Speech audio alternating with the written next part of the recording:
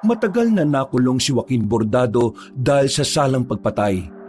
Nang makalaya siya, itutuloy niya ang nasimulan. Yun ay ang paslangin ng mga aswang. Makikilala niya si Dennis, ang taong unang maniniwala na mabuti siyang tao. Sa kanilang pagkakaibigan, sabay nilang tutugisin ng mga aswang. Sa mga nakalipas na araw, unti-unting nagkakaroon ng mga kababalaghan sa baryo. May mga nawawalang tao at hindi na natatagpuan. Yun ang iimbestigahan ni Joaquin. Pero sa bandang huli, malalaman nila na ang lola pala ni Dennis na si Aling Luming merong matibay na koneksyon sa pinuno ng mga aswang na si Garawi. Kahit na lola ito ng kanyang kaibigan, wala siyang ibang magagawa kundi tapusin na matanda dahil naging aswang na rin ito. Tumayo na si Joaquin. Humarang siya sa kanyang mga kaselda. Isa-isang lumapit ang mga yon at saka nakipagkamay. Siya ang tinuturing na mayor sa selda 13 kaya lahat ng nakakulong doon ay tinitingala siya. Ito ang araw na kung saan masisilayan na niya ulit ang labas. Matapos ang halos 10 taon, makakalabas na rin siya. Nakulong ang binata sa salang pagpatay dahil kilala siya bilang basag ulo at talagang bumibira. Siya ang napagbintangan na pumatay sa anak ng konsehal. Sa kanya din kasi nakita ang ibang ebidensya. Nakalaunan ay napawalang bisa rin dahil hindi na sumipot ang kabilang panig. 10 taon ang binilang para pagbayaran niya ang kasalanan na kahit kailan ay hindi naman niya ginawa. Gusto niyang balikan ang pamilya ng konsehal na nagpakulong sa kanya. Pero ang balita niya, nakulong din ang mga yon dahil sa iligal na droga. Kaya gusto na lamang niyang makapagsimula ulit ng bagong buhay. Ayoko na makikita yung pagmumukha mo sa kulungan na to, ha? Ayusin mo na buhay mo para hindi ka pa napagbibintangan ng mamamatay tao. Kahit na anong ayos ang buhay mo, kung walang kwentang sistema ng hustisya sa Pilipinas, wala rin kwentang pagpapakabuti mo. Pero salamat, Sargento. Susubukan kong magbago. Tinapik na lamang siya sa balikat ng pulis. Inihatid na siya sa labas. Pagdating niya sa bungad ng istasyon, nakita na niya muli ang liwanag ng lansangan. Ang dami nang nagbago sa harapan ng lugar na yon. Natatanda niya na noong unang dinala siya roon, wala pang mga gusali sa kabilang kalsada. Ngunit ngayon, tabi-tabi na ang pamilihan. Naisip nga rin niya bigla ang dating barangay na pinagmulan niya. Napangiti na lamang siya nang akalain niyang baka sumabay na rin sa progreso ang kanilang lugar. Pumara na siya ng tricycle. Pumunta siya sa barangay ng Binangonan kung saan naroon ang mga bangkay. Ang kulungan kasi na pinanggalingan niya ay isang malaking isla. Napapalibutan ng tubig kaya kailangan talagang maglayag ng tubig para lang makauwi siya sa kanila. Habang nasa laot, bigla niyang naalala ang kapatid na si Gabriel. 10 taon pa lang kasi ang lalaking yon nang makulong siya. Wala na siyang ideya kung ano ang itsura nito.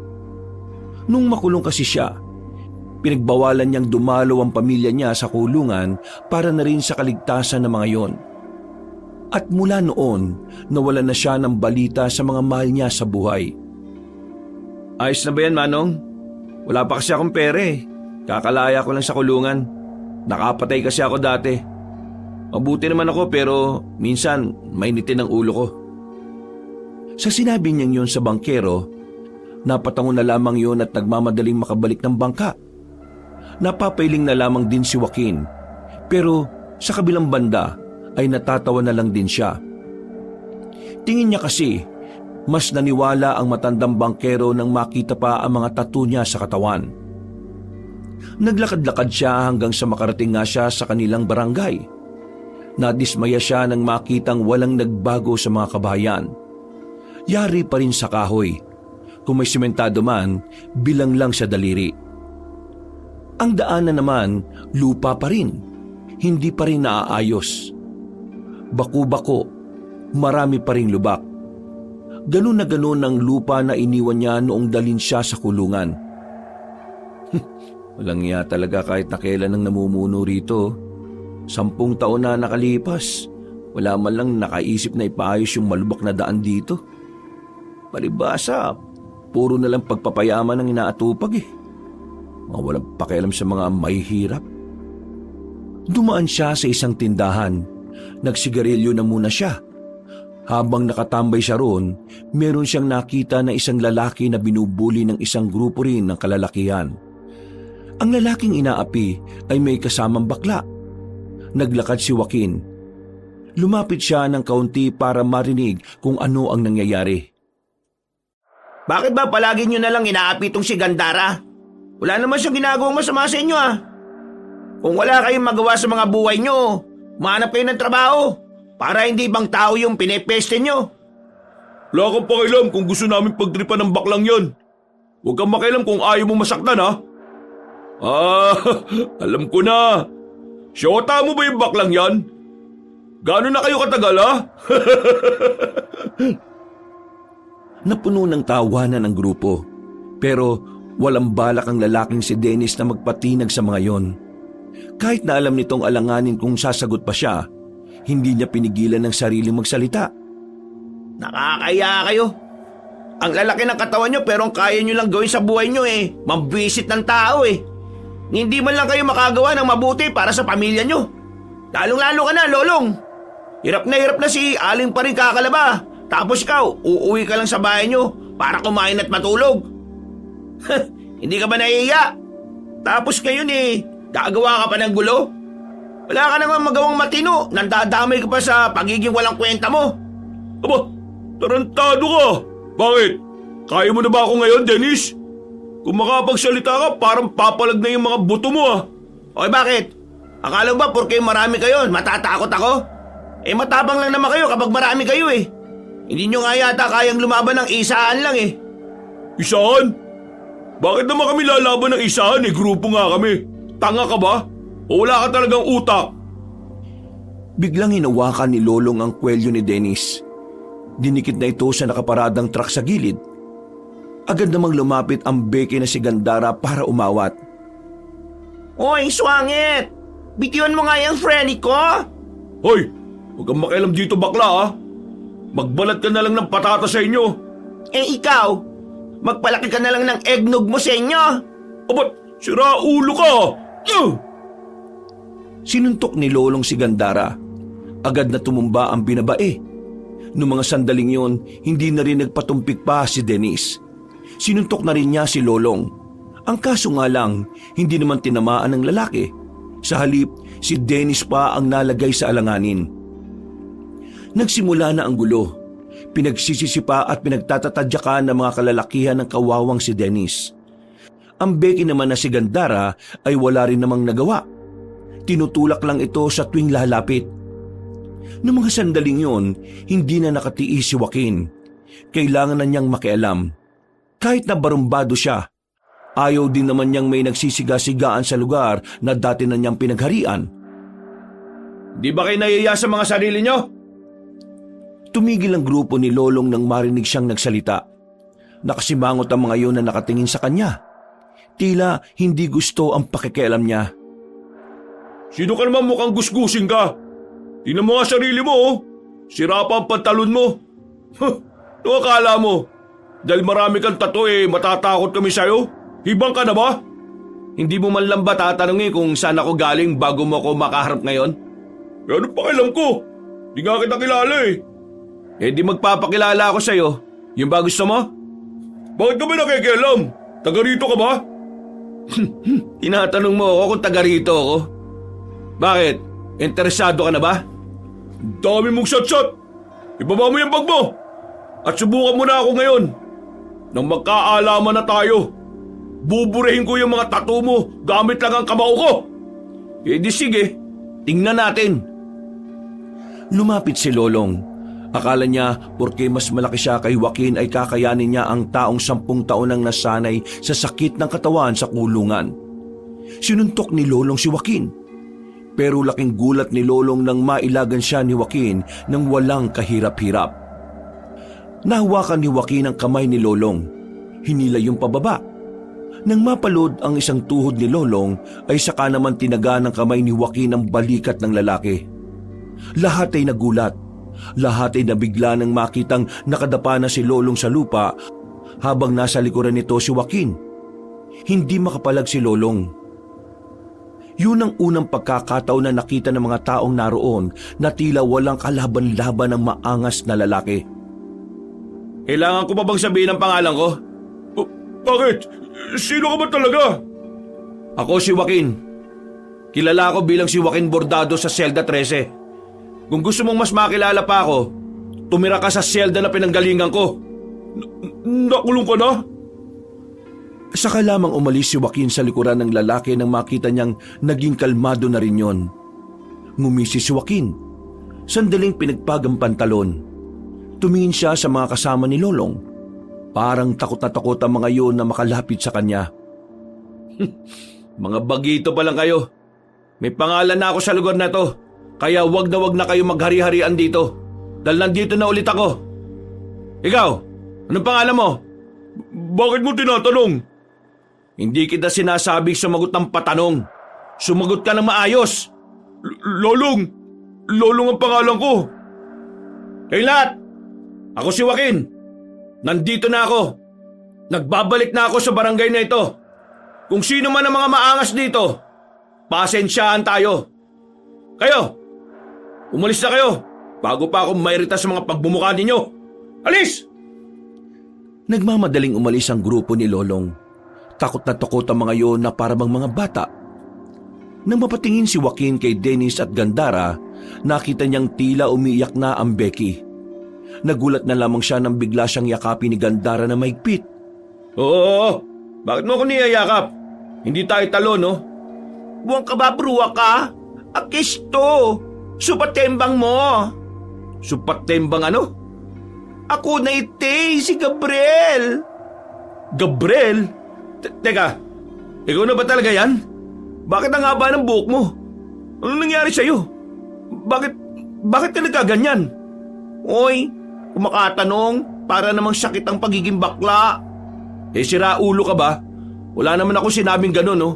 Ang akin lang naman, bakit ka naging ganyan? Ano naging dahilan? Hindi ko sinasabi na ayoko sa ganyan, ha? Di tayo talaga as magtsikahan. Punta na lang kaya tayo sa ating baler.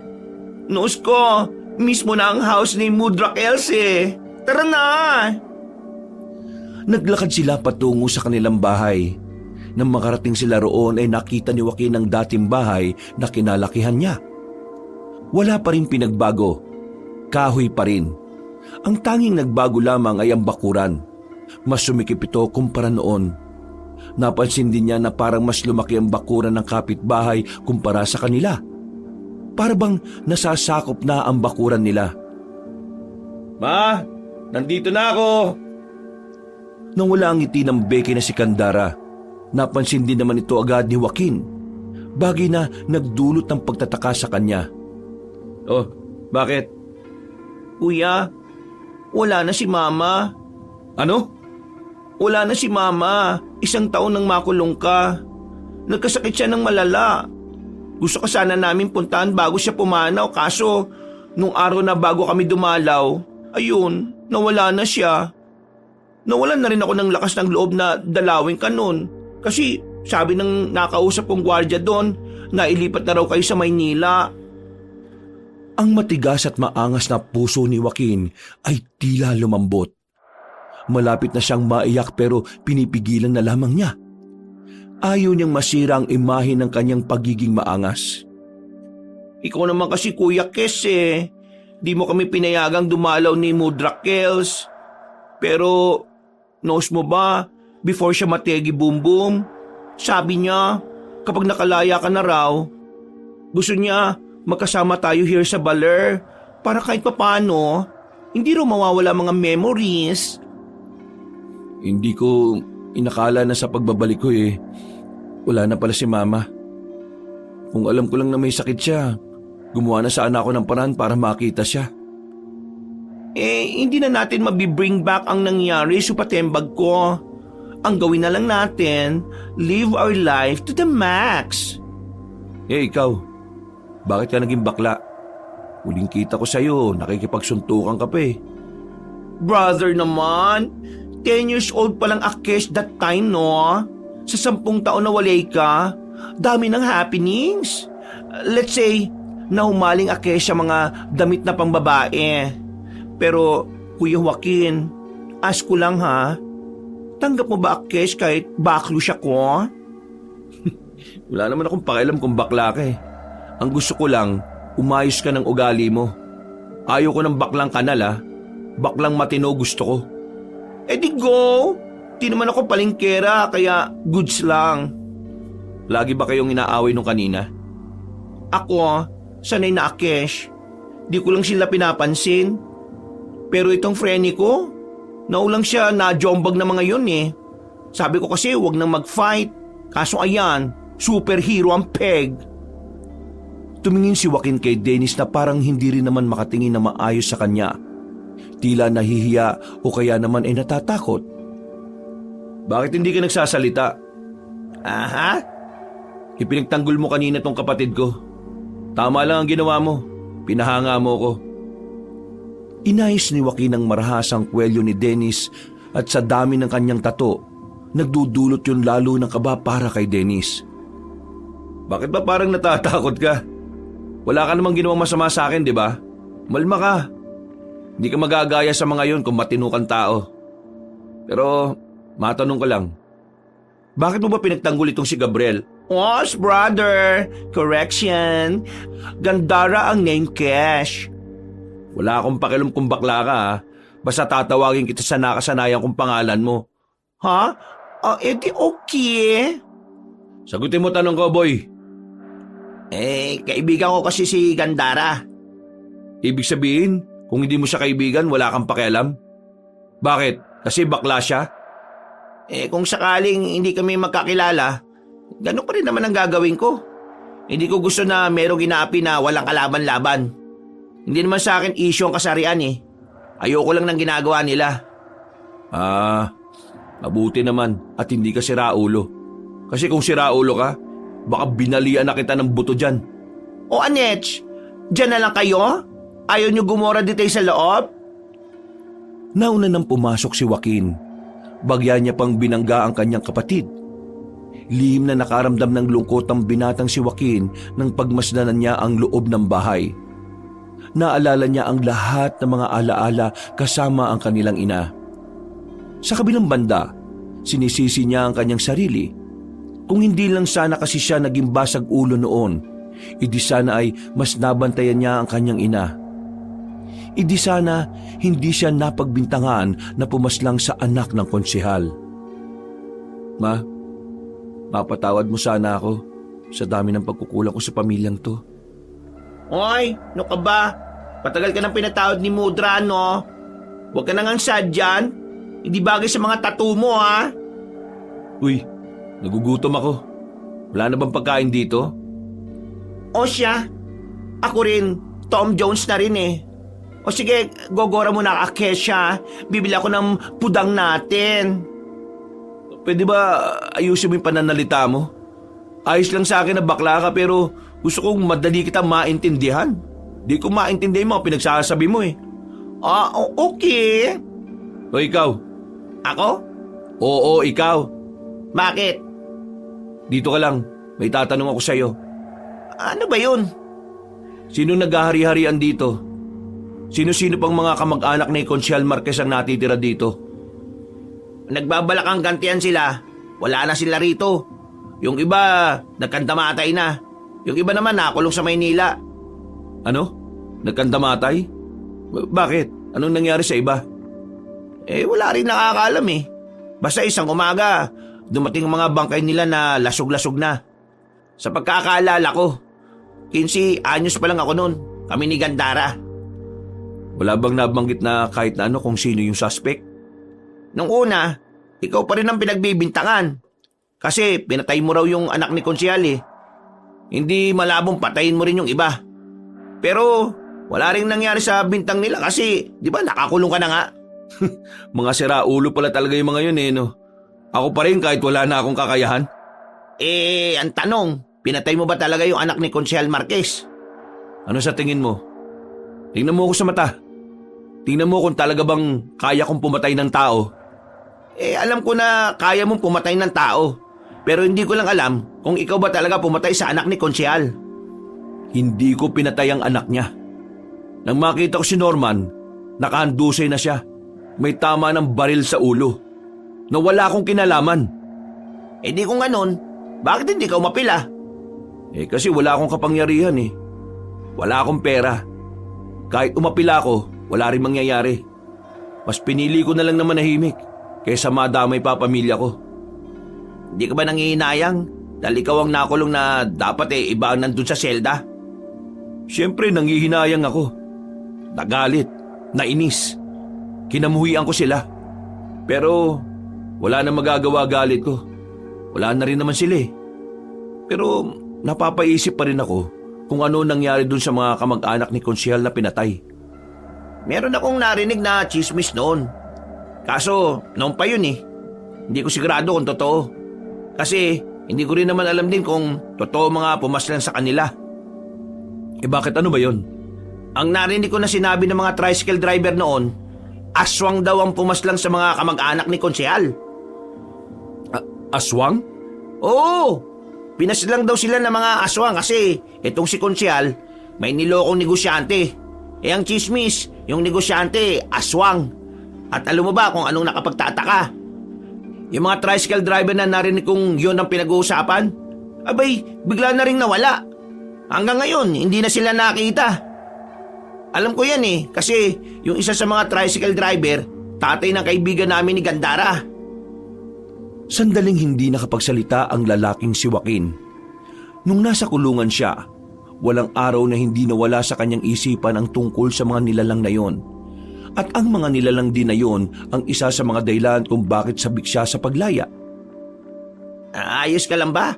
Bakit parang natahimik ka yata? Oo, ayos lang ako. Nagugutom na kasi ako eh. Paglabas ko ng kulungan, wala akong kapera-pera.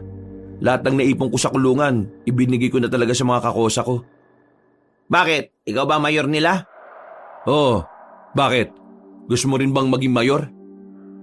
Hindi Ayoko makulong no? Mga ilang sandali lang ay nakabalik na rin naman si Gandara. Sabay silang kumain tatlo. Sa mga sandaling yon, kahit na papaano ay gumagaan na rin ang kalooban ni Joaquin. Dahil matapos ang 10 taon, hindi na mga preso ang kasama niyang kumakain.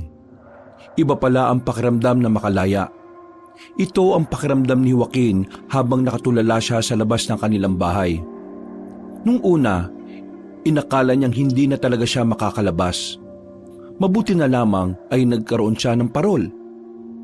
Masaya naman si Joaquin na nakita na niya ang kanyang kapatid. Pero marami ang panghihinayang niya dahil hindi na niya inabutan ng kanilang ina. Dakong 5:00 ng hapon, umalis na muna si Joaquin. Ilang minutong lakad lang ang sementeryo mula sa kanila. Kaya agad siyang nagtungo roon para bisitahin ang kanilang ina. Pagdating niya roon, nahanap niya agad ang puntod ng ina niya na nasa bandang gitna na ng sementeryo. Ma, nandito na ako. Nakalaya na ako. Ikaw, kailan ka ba babangon dyan? Miss ko na yung mga pagbubunga nga mo sa umaga eh. Pati na rin ang sermon mo sa gabi bago ako matulog matapos mag-inom. Ma, patawad Hindi na ako nakaabot sa'yo. Kung nasaan ka man ngayon, sana masaya ka na. Ngayon ko lang na-appreciate yung mga pagbubunga mo, mga sermon mo. Kasi ngayon ko lang napag-isip-isip na para naman sa akin yun eh. Ngayon lang talaga. Kung kailan wala ka na. Totoong laging nasa huli ang pagsisisi. Biglang humangin ng malakas. Bagyang napangiti si Joaquin. Pero nawala ang ngiting yun na makaramdam siya ng kakaiba. Sinuyod niya ng tingin ang buong paligid. Wala siyang ibang nakita kundi ang mga nicho lang na nilulumot na rin dahil sa kalumaan. Ma, sandali lang May kukumpirmahin lang ako. Sandaling iniwan ni Joaquin ang puntod ng ina. Naglakad siya para sundan ang nararamdaman niyang presensya. Habang naglalakad siya, palakas ng palakas ang naririnig niyang kaluskos. Parang may tao na naglalakad at umaapak sa mga tuyong dahon. Inihanda na niya ang kanyang sarili. Nakahawak na siya sa patalim na nakasuksok sa kanyang tagiliran. Marahan siyang naglakad patungo sa likuran ng puno. Pagtingin niya roon, dismayado siya nang makita ang isang aso na kulay puti. Pambihira naman.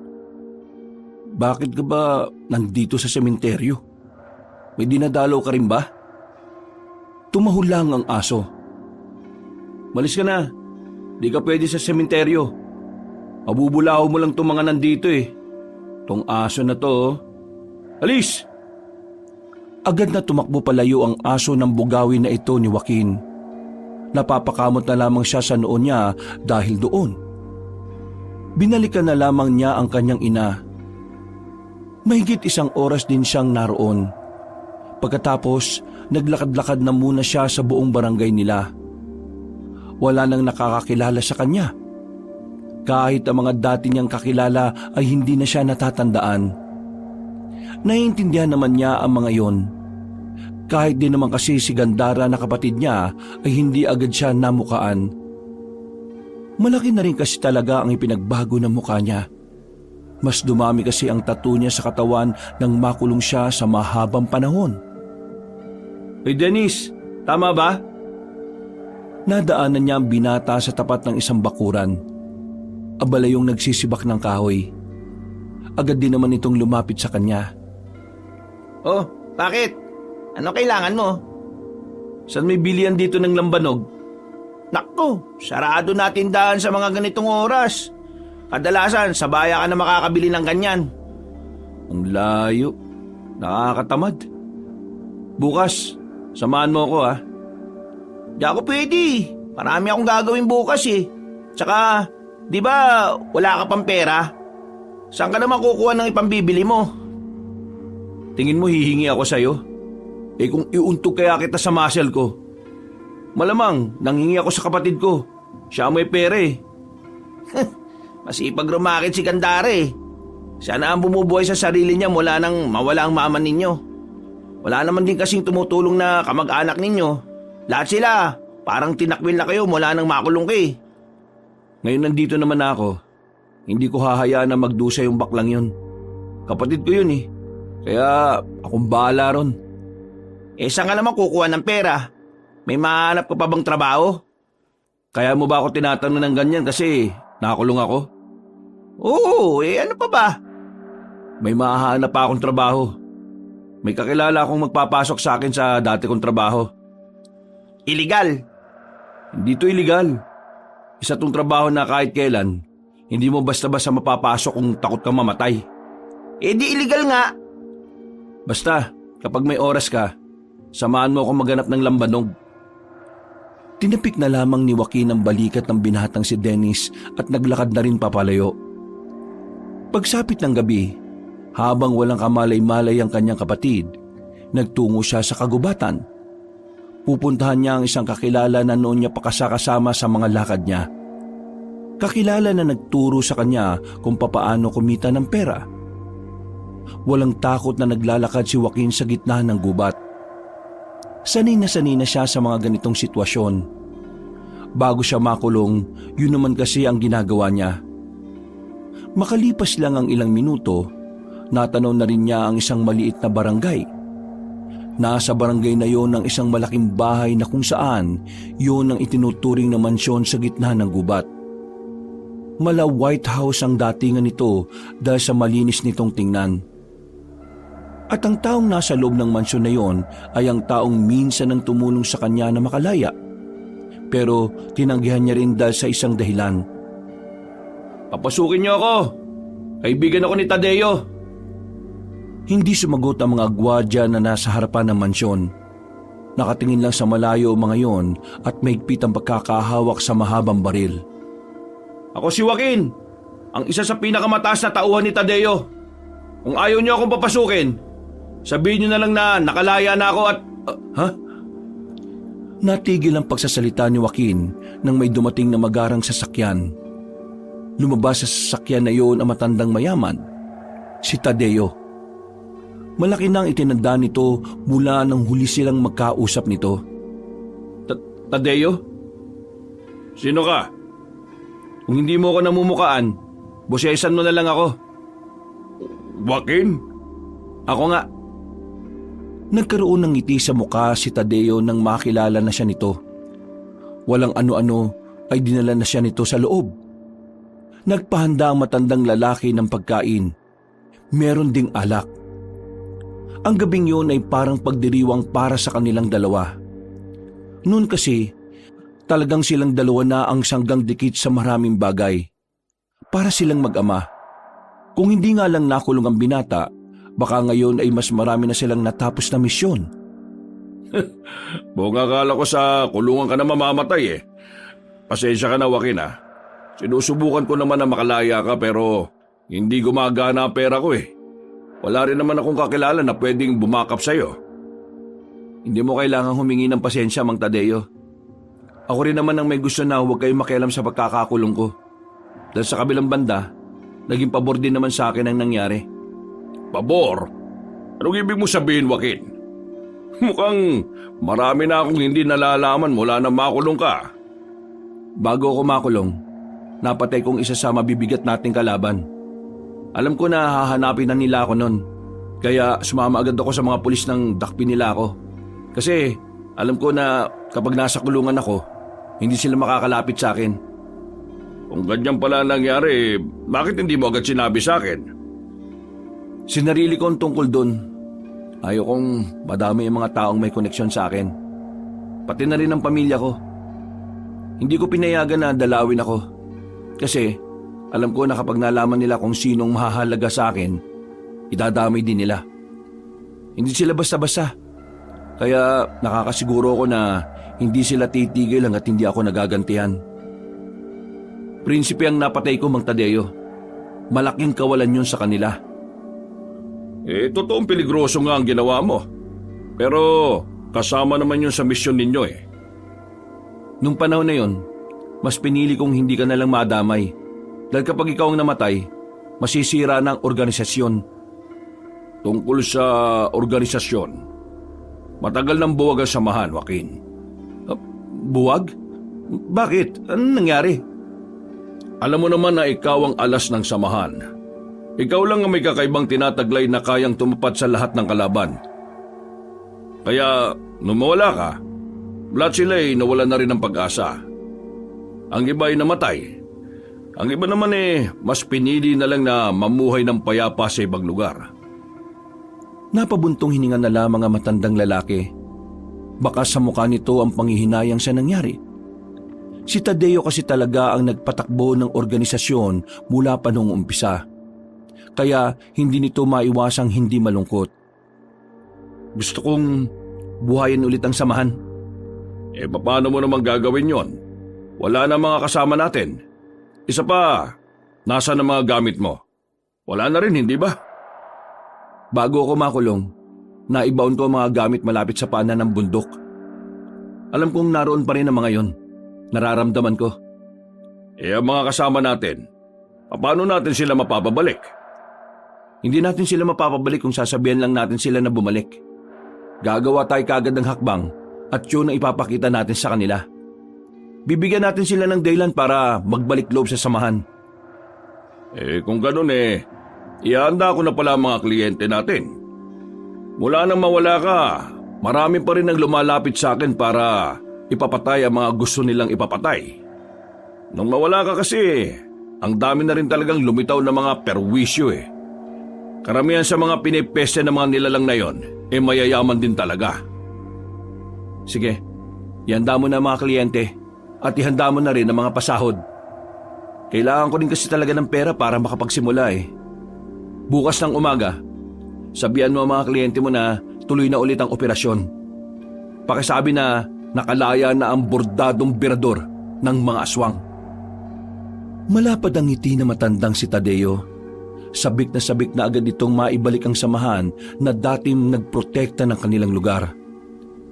Masayang lumabas ng mansyon ang binatang si Joaquin. Ngiting tagumpay din siya dahil nakabali siya ng pera kay Tadeo.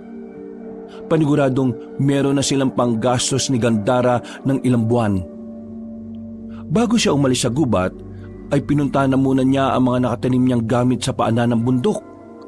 Halos kalahating oras din ang nilakad niya bago niya yun narating. Sa wakas, nandito na rin ako. Nandito na ako para gamitin kayo ulit. Sana'y ako pa rin ang kinikilala niyong amo. Gamit lang ang makapal na sanga ng puno na may talim sa dulo, hinukay niya ang lupa. Maya-maya lang nakita na niya agad ang baul kung saan nasa loob nito ang mga gamit niya noong pumapatay pa siya ng mga aswang. Pagbukas niya ng baul, napapikit agad siya nang biglang sumilay sa kanya ang malakas na liwanag. Silaw na silaw ang lalaki, pero maya-maya lang ay naging bahagya na lamang ang liwanag na nagmumula roon. Kinuha niya agad ang isang kwintas. Ang kwintas kung saan nakadikit ang isang itim na bato. Ang bato na siyang nagsisilbing anting-anting ni Joaquin. Maraming salamat, mahal kong anting-anting.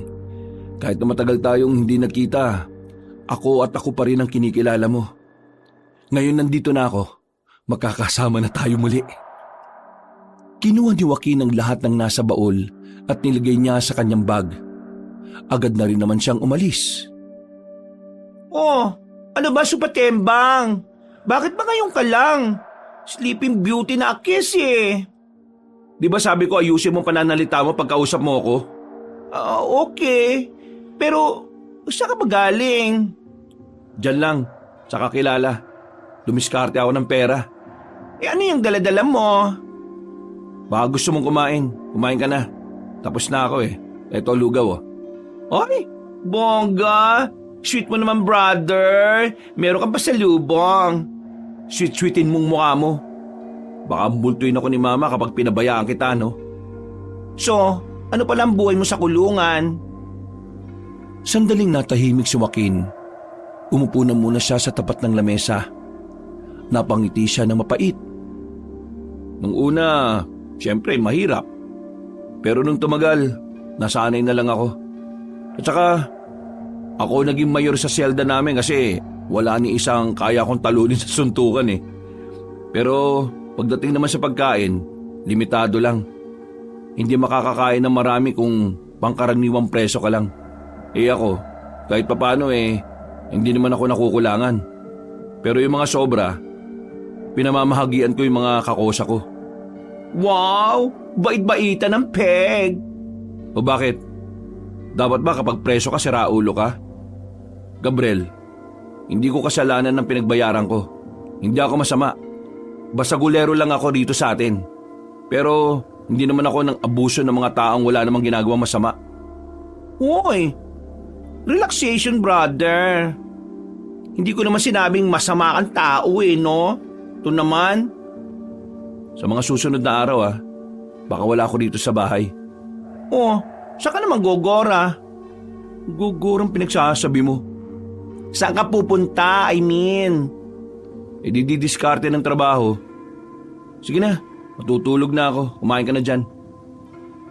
Tumungo na lamang ang binatang si Joaquin sa kanyang silid.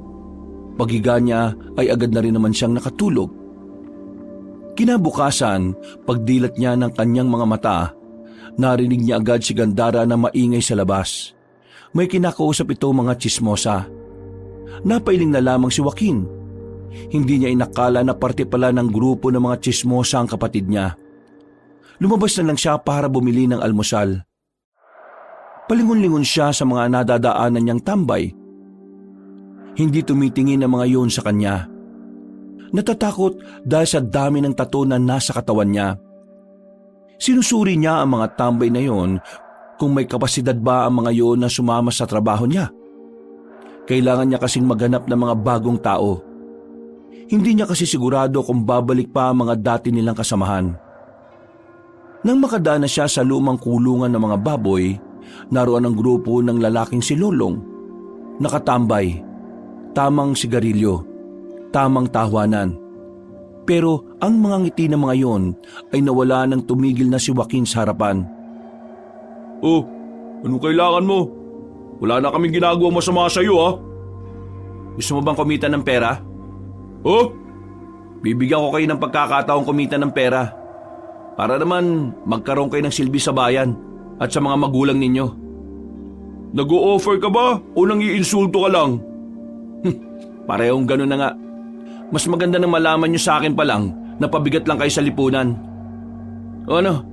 Interesado ba kayo sa trabaho na inaalok ko?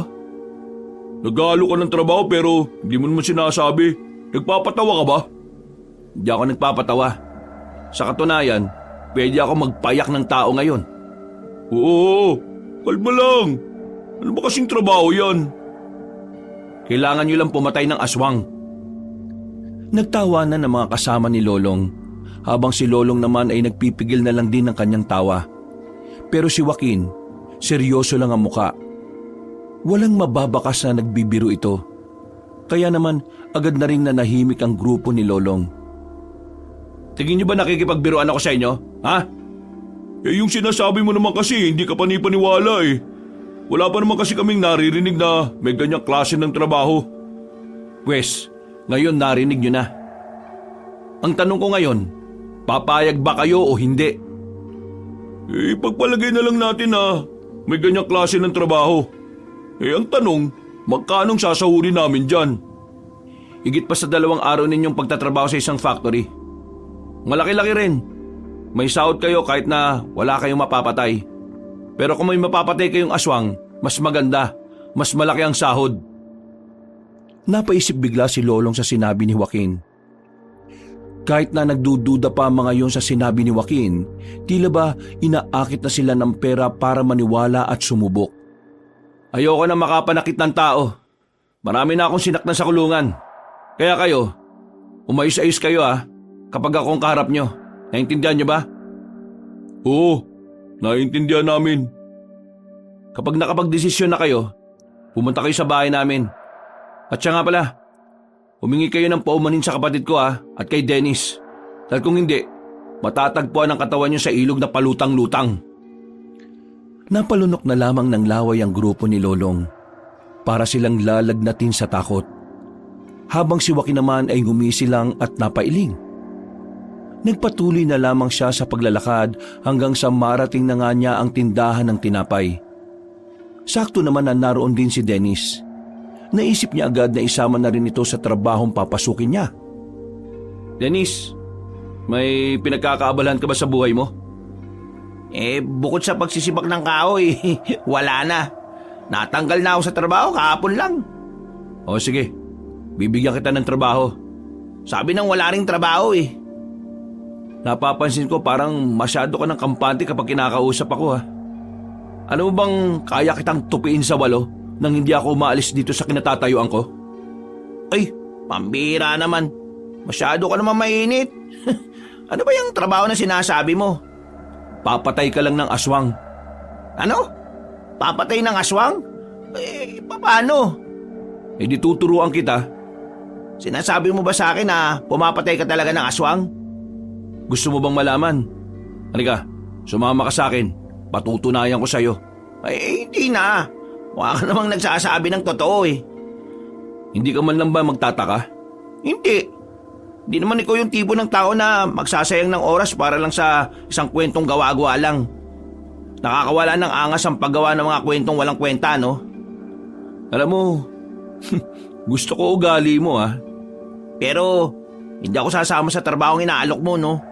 Wala akong alam sa pagpatay ng aswang eh. Kaya nga tuturuan kita.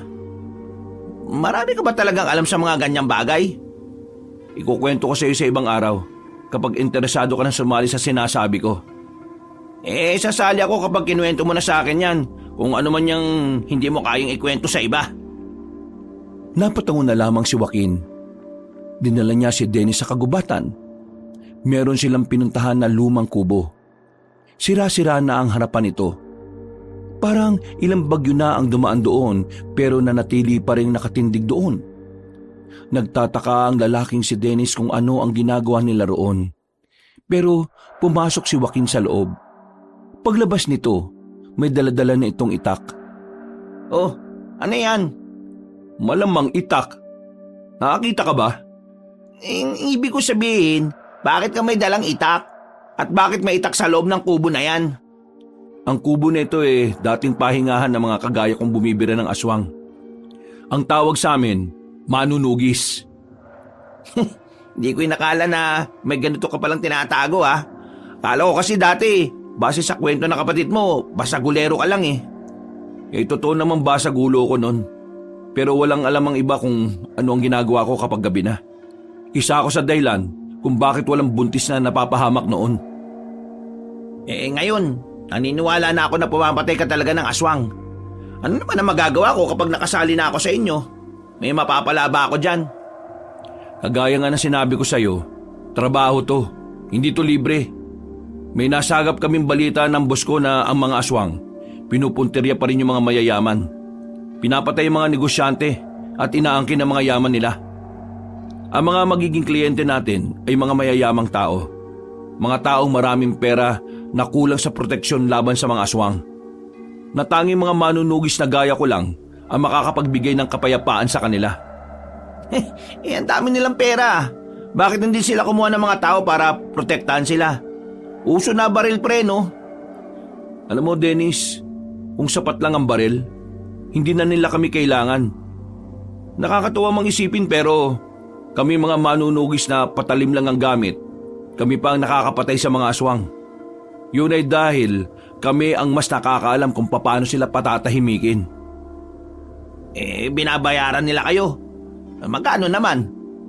Malaki. Sapat na para mabuhay ka ng 2 buwan o hanggang 4 na buwan. Wow! Kanong kalaki? Sasali ako. Kasi kailangan mo ng pera. Oo. At gusto ko rin magkaroon ng saysay itong buhay ko, no? Yan. Sige. Tama yan. Teka. May tanong ako. Ano naman yan? Bakit parang hindi ka naman barumbado? Nung unang kita ko sa'yo kahapon, pakiramdam ko siga ka eh. Siga naman talaga ako eh. Pero hindi sa lahat ng tao. Siga na lang ako sa mga taong mapang-abuso at mapang-api. Yun ang natutunan ko sa loob ng kulungan. Si Gandara, kailan mo sasabihin sa kanya ang tungkol dito? Hindi ko alam. Tingin ko, hindi niya na dapat malaman. Magugulat siya. Baka mamaya, makaapekto pa ito sa mga racket niya. Siya nga pala. Mamayang gabi magkita tayo sa gilid ng arko. Doon tayo makikita-kita kasama ng iba pa. Ng iba pa?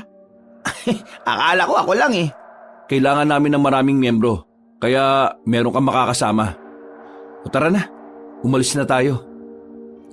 Dakong 4:00 na makabalik na sila sa kanilang baryo. Tinanguan na lamang ni Joaquin ang binatang si Dennis bago sila naghiwalay ng landas. Napatigil siya sa paglalakad nang biglang maramdaman ni Joaquin na tila umiinit ang tattoo niya sa likuran, ang imahe ng isang leon. Ito na ang senyales, magagamit ko na rin kayo sa wakas. Napapangiti na lamang si Joaquin at saka ipinagpatuloy na rin ang paglalakad. Saan naman ang gora mo? Tabi na. Di ba sinabi ko naman sa'yo na maghahanap ako ng pagkakakitaan? Ayaw ko naman na maging pabigat sa'yo, no? Kakalabas ko lang ng kulungan tapos magiging walang kwenta pa rin ako. Okay, sige. Ikaw naman ang bahala dyan. Basta, umuwi ka kagad ha. Alam mo naman, kapag may nangyaring masama sa'yo sa daan, magiging mag-isa na naman ako sa buhay. Ako? Mamamatay? Matagal mamatay ang masamang damo, no? Napangisi na lamang ang lalaking si Joaquin. Sinimulan na niyang maglakad.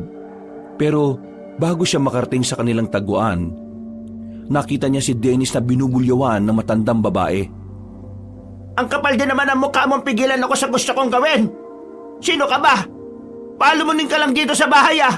Hindi ka na nahiya sa akin? Tingnan mo nga sarili mo. Wala naman ako masamang intensyon eh. Sinasabi ko lang naman na huwag kang maging kampante dun sa manggarawi na yon. Iba talaga pakiramdam ko sa kanya eh. Parang marami siyang tinatago. Hinuhusgahan mo yung tao kahit hindi mo naman siya kilala. Ang tigas din pala ng mukha mo eh ano. Ako na nagsasabi sa inyo la. Ang balak lang niya sa inyo ay makuha ang lupain niyo sa norte. Kapag nakuha niya yun sa inyo, hindi ka na niya siseryosohin. Hindi ganong klase ng tao si Karawi. Manahimik ka lang, lalaki ka. Ikaw ang walang kwenta rin. At talagang may gana ka pang makapag-isip ng ganyan sa nobyo ko. Isa pa, mayaman tao si Karawi. Marami siyang pera at marami din siyang lupain. Paano niya may isip na nakawin sa akin ang lupain ko? Kung siya mismo may ganun na nga. Mag-isip-isip ka nga ng maayos, Dennis. Yan kasi ang napapala mo sa kakanood mo ng Bold eh. Paano ka naman nakakasiguro na matino siya? Kailan lang naman kayo nagkakilalang dalawa? Hay, sira ulo! Magkababata kami ni Karawi. Kilala na namin ang isa't isa nung maliliit pa kami. Ngayon nakita na kami ulit. Ay hindi ko nahahayaan na may pumigil ulit sa aming dalawa. Basta ako, sinabihan lang kita ala. Hindi ako nagkulang sa pagpapaalala sa'yo. Hindi ko kailangan ng paalala mo! Ang mabuti pa, paalalahanan mo ang sarili mo na hindi habang buhay ay palamunin ka rito. Magbanat ka lang, may trabaho na ako dati. Pero pinatigil niyo ako para mag-asikaso dito sa bahay at para maging utusan niyong lahat. Tapos ngayon, wala akong trabaho. Sasabihin niyo sa akin, palamunin ako. Naibang na yata kayo eh. Anong sinabi mo, sira ulo ka?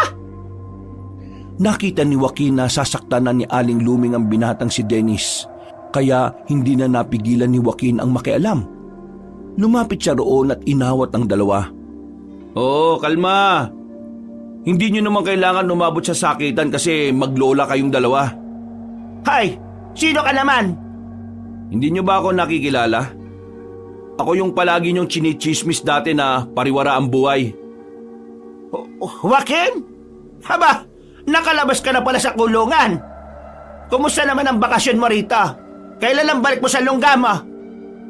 Ayos naman ang bakasyon ko rito. Siguro, bukas na bukas din, babalik na ako doon kapag may pinatay akong matanda na matabilang dila. Hindi ko sinasabing ikaw yun ha. Sa sinabing yun ni Joaquin ay tila natameme ang matandang babae. Nakaramdam ito ng takot sa pasimpleng pagbabanta ng binata. Tiningnan ni Joaquin si Dennis. Meron siyang nakita mga pasa sa gilid ng labi nito. Oh, anong nangyari dyan, Dennis?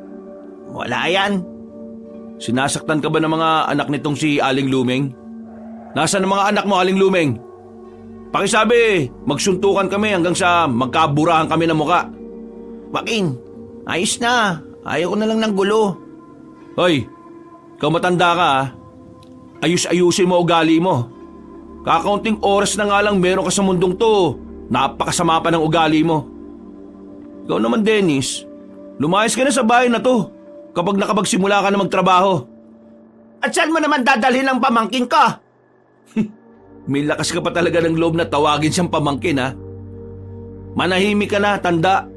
Kung gusto mong malaman, itanong mo kay San Pedro. Kung gusto mong makausap si San Pedro, kailangan mo munang mamatay. Isusumbong kita kay Kapitan. Nagbabanta ka. Di sumbong mo. Samahan pa kita eh. Sabi mo sa mga anak mo ha. Magsuntukan kami. Pumunta na lang sila kamo sa bahay kapag may time sila. Ako ha. Hindi yung kapatid kong bading. Ako.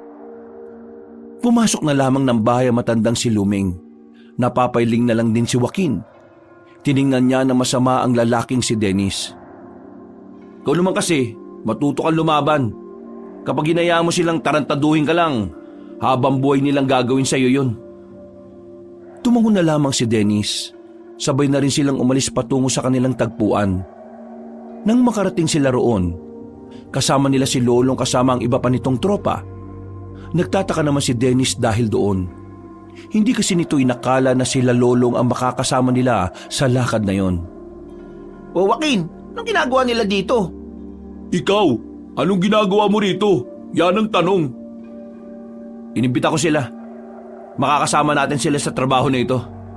Alam mo naman na kaaway ko itong mga to eh. Kaya malabo magkaisa kami niya sa trabaho. Magkakaisa kayo sa trabaho kapag ako ang kasama ninyo. Kasi kung hindi, sama-sama ko kayong ibabaon sa lupa. Tandaan nyo ha, sanay na ako sa loob ng kulungan. Kayo, sanay ba kayo sa ilalim ng lupa? Basta ako, wala naman akong pakialam sa'yo, Dennis eh. Trabaho lang pinunta ko dito. Ikaw, Lolong ha, hindi ka pa humihingi ng pasensya dito. Bakit ko naman gagawin yun? Kasi may kasalanan ka. Baliw ka pala eh. Humingi ka ng sorry dito kay Dennis kung ayaw mong balian kita ng buto ngayon. Kayo rin mga nasa likod. Kumakamot na lamang sa ulo ang binatang si Lolong. Sa takot na baka masaktan na naman siya ni Joaquin, nilunok na lamang nito ang kanyang pride. Dennis, sorry. Sorry sa mga ginawa namin. Di na mauulit. Hindi na talaga mauulit kasi magiging magkakampi na kayong dalawa. Sinimulan na rin nila ang paglalakad. Nagtungo na sila sa loob ng kagubatan. Noong mga sandaling yon, tahimik lang nilang tinatahak ang daan. Boss, kailan natin makikita yung mga aswang? Gustong-gusto ko nang sumahod eh. Huwag kang atat. Darating din ang kamatayan sa'yo. Hindi basta-basta ang mga aswang kaya wag niyong ginagawang laro to ha. Sumama kayo dito nang wala kayong kaalaman sa mga aswang? Seryoso ba kayo sa magiging trabaho natin? Oo naman. Bakit? Anong tingin mo sa amin? Patatakot sa mga aswang? Baka ikaw. Hoy, manahimik nga kayong dalawa. Malapit na tayo. Natanong na nila ang maliwanag na mansyon. Sumilay ang ngiti sa mukha ni na Lolong. Habang tahimik lang naman si Dennis. Hindi nagtagal at narating na rin nila ang mansyon ni Mang Tadeo. Pagpasok nila sa loob, ay dinala sila ng isang gwardya sa malawak na silid kung saan naghihintay na roon ang matandang mayaman. Mapagpalang gabi sa inyong lahat mga pare. Ako nga pala si Tadeo, ang nag-iisang pinuno ng organisasyon ng mga manunugis dito sa ating probinsya. Siya ang tinuturing naming amo, boss at utak ng samahan. Sa kanya lumalapit ang mga nagiging kliyente para pumatay ng aswang. Siya rin ang magpapasahod sa atin. Alam niyo naman na siguro kung anong klaseng trabaho ang pinasok ninyo. At dahil delikado ang pinasok ninyo, hindi naman pwedeng sumaba kayo kaagad ng walang laman niyang mga utak ninyo. Ano po ang kailangan namin gawin? Dadaan kayo sa pagsasanay. Lahat ng mga dapat yung malaman mula sa paghawak ng sandata hanggang sa aktwal na pakikipaglaban ay ituturo namin sa inyo. Merong magtuturo sa inyo na kapwa din namin manunugis. Ang gusto lang namin ay makisa kayo. Magiging maganda ang trabaho natin kung makikinig kayo sa lahat ng ituturo sa inyo. Sa mga susunod na araw, madadagdagan pa kayo. Marami pang magiging miyembro. Pero kayo, maswerte kayo dahil mauuna kayo matuto. Gusto ko na magsimula ngayon. Hindi. Sasama ka sa akin ngayong gabi, Dennis. Teka, ano yan? Special treatment? Gusto mo bang ikaw ang sumama sa akin para sumaba ka na kagad sa pakikipaglaban kahit na wala ka pang alam? Tila napagtanto ni Lolong na delikadong sinasabi ni Joaquin. Pero si Dennis hindi man lang nakaramdam ng kahit na kaunting kaba. Kaya matapos ang pag-uusap na yon, umalis na rin silang dalawa ni Dennis.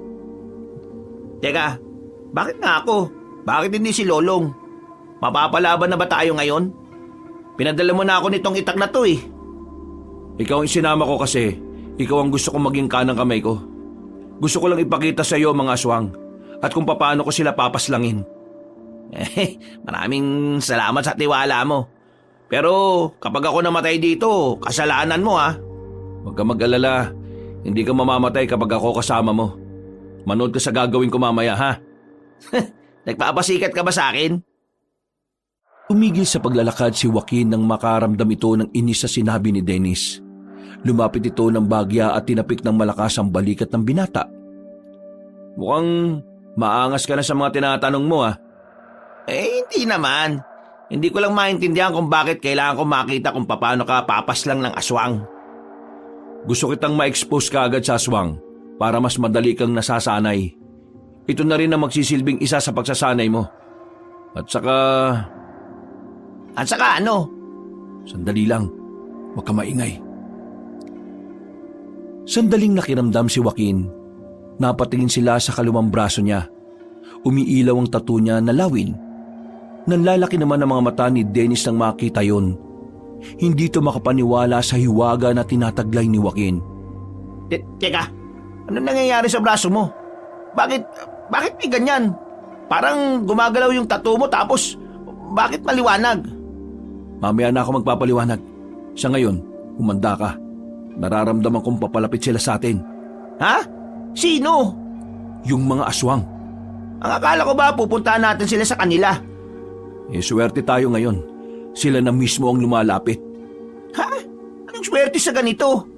Huwag ka mag-alala. Akong bahala. Manood ka lang muna. Tumayo si Joaquin. Humina ang liwanag na nagmumula sa braso nitong may imahe ng lawin.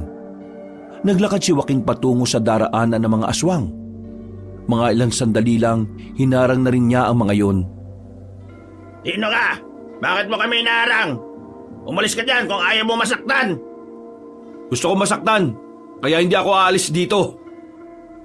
Biglang pinagana ni Joaquin ang kapangyarihan mula sa imahe ng lawin. Mataas na tumalon ito. Lumapit sa harapan ng mga aswang at agad na tinaga ang isa. Sirit agad ang dugo mula sa dibdib nito. Dahil dito, sabay-sabay nang nagpalit ng anyo ang mga aswang.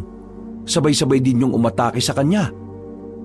Pero dahil sa kapangyarihan ng imahe ng lawin sa kanyang braso, malakas ang kanyang pakiramdam.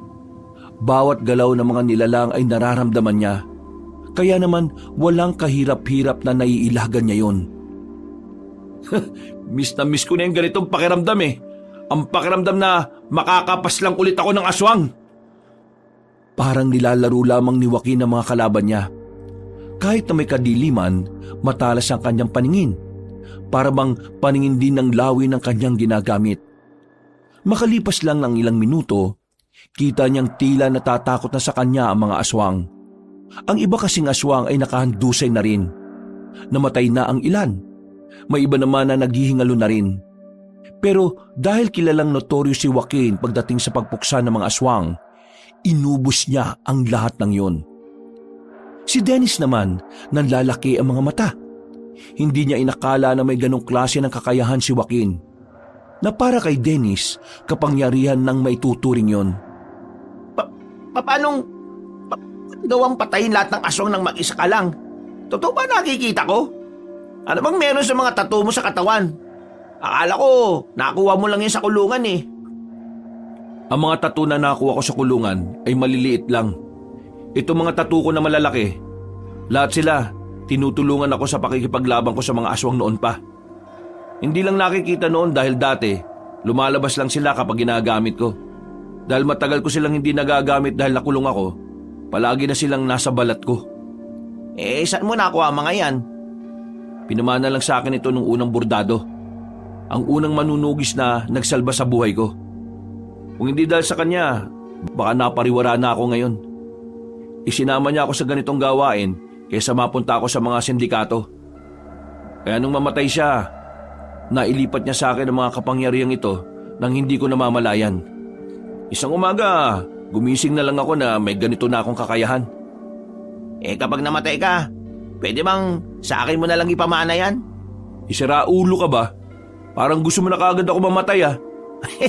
Hindi naman sa ganon. Sinasabi ko lang naman na sakaling... Ha?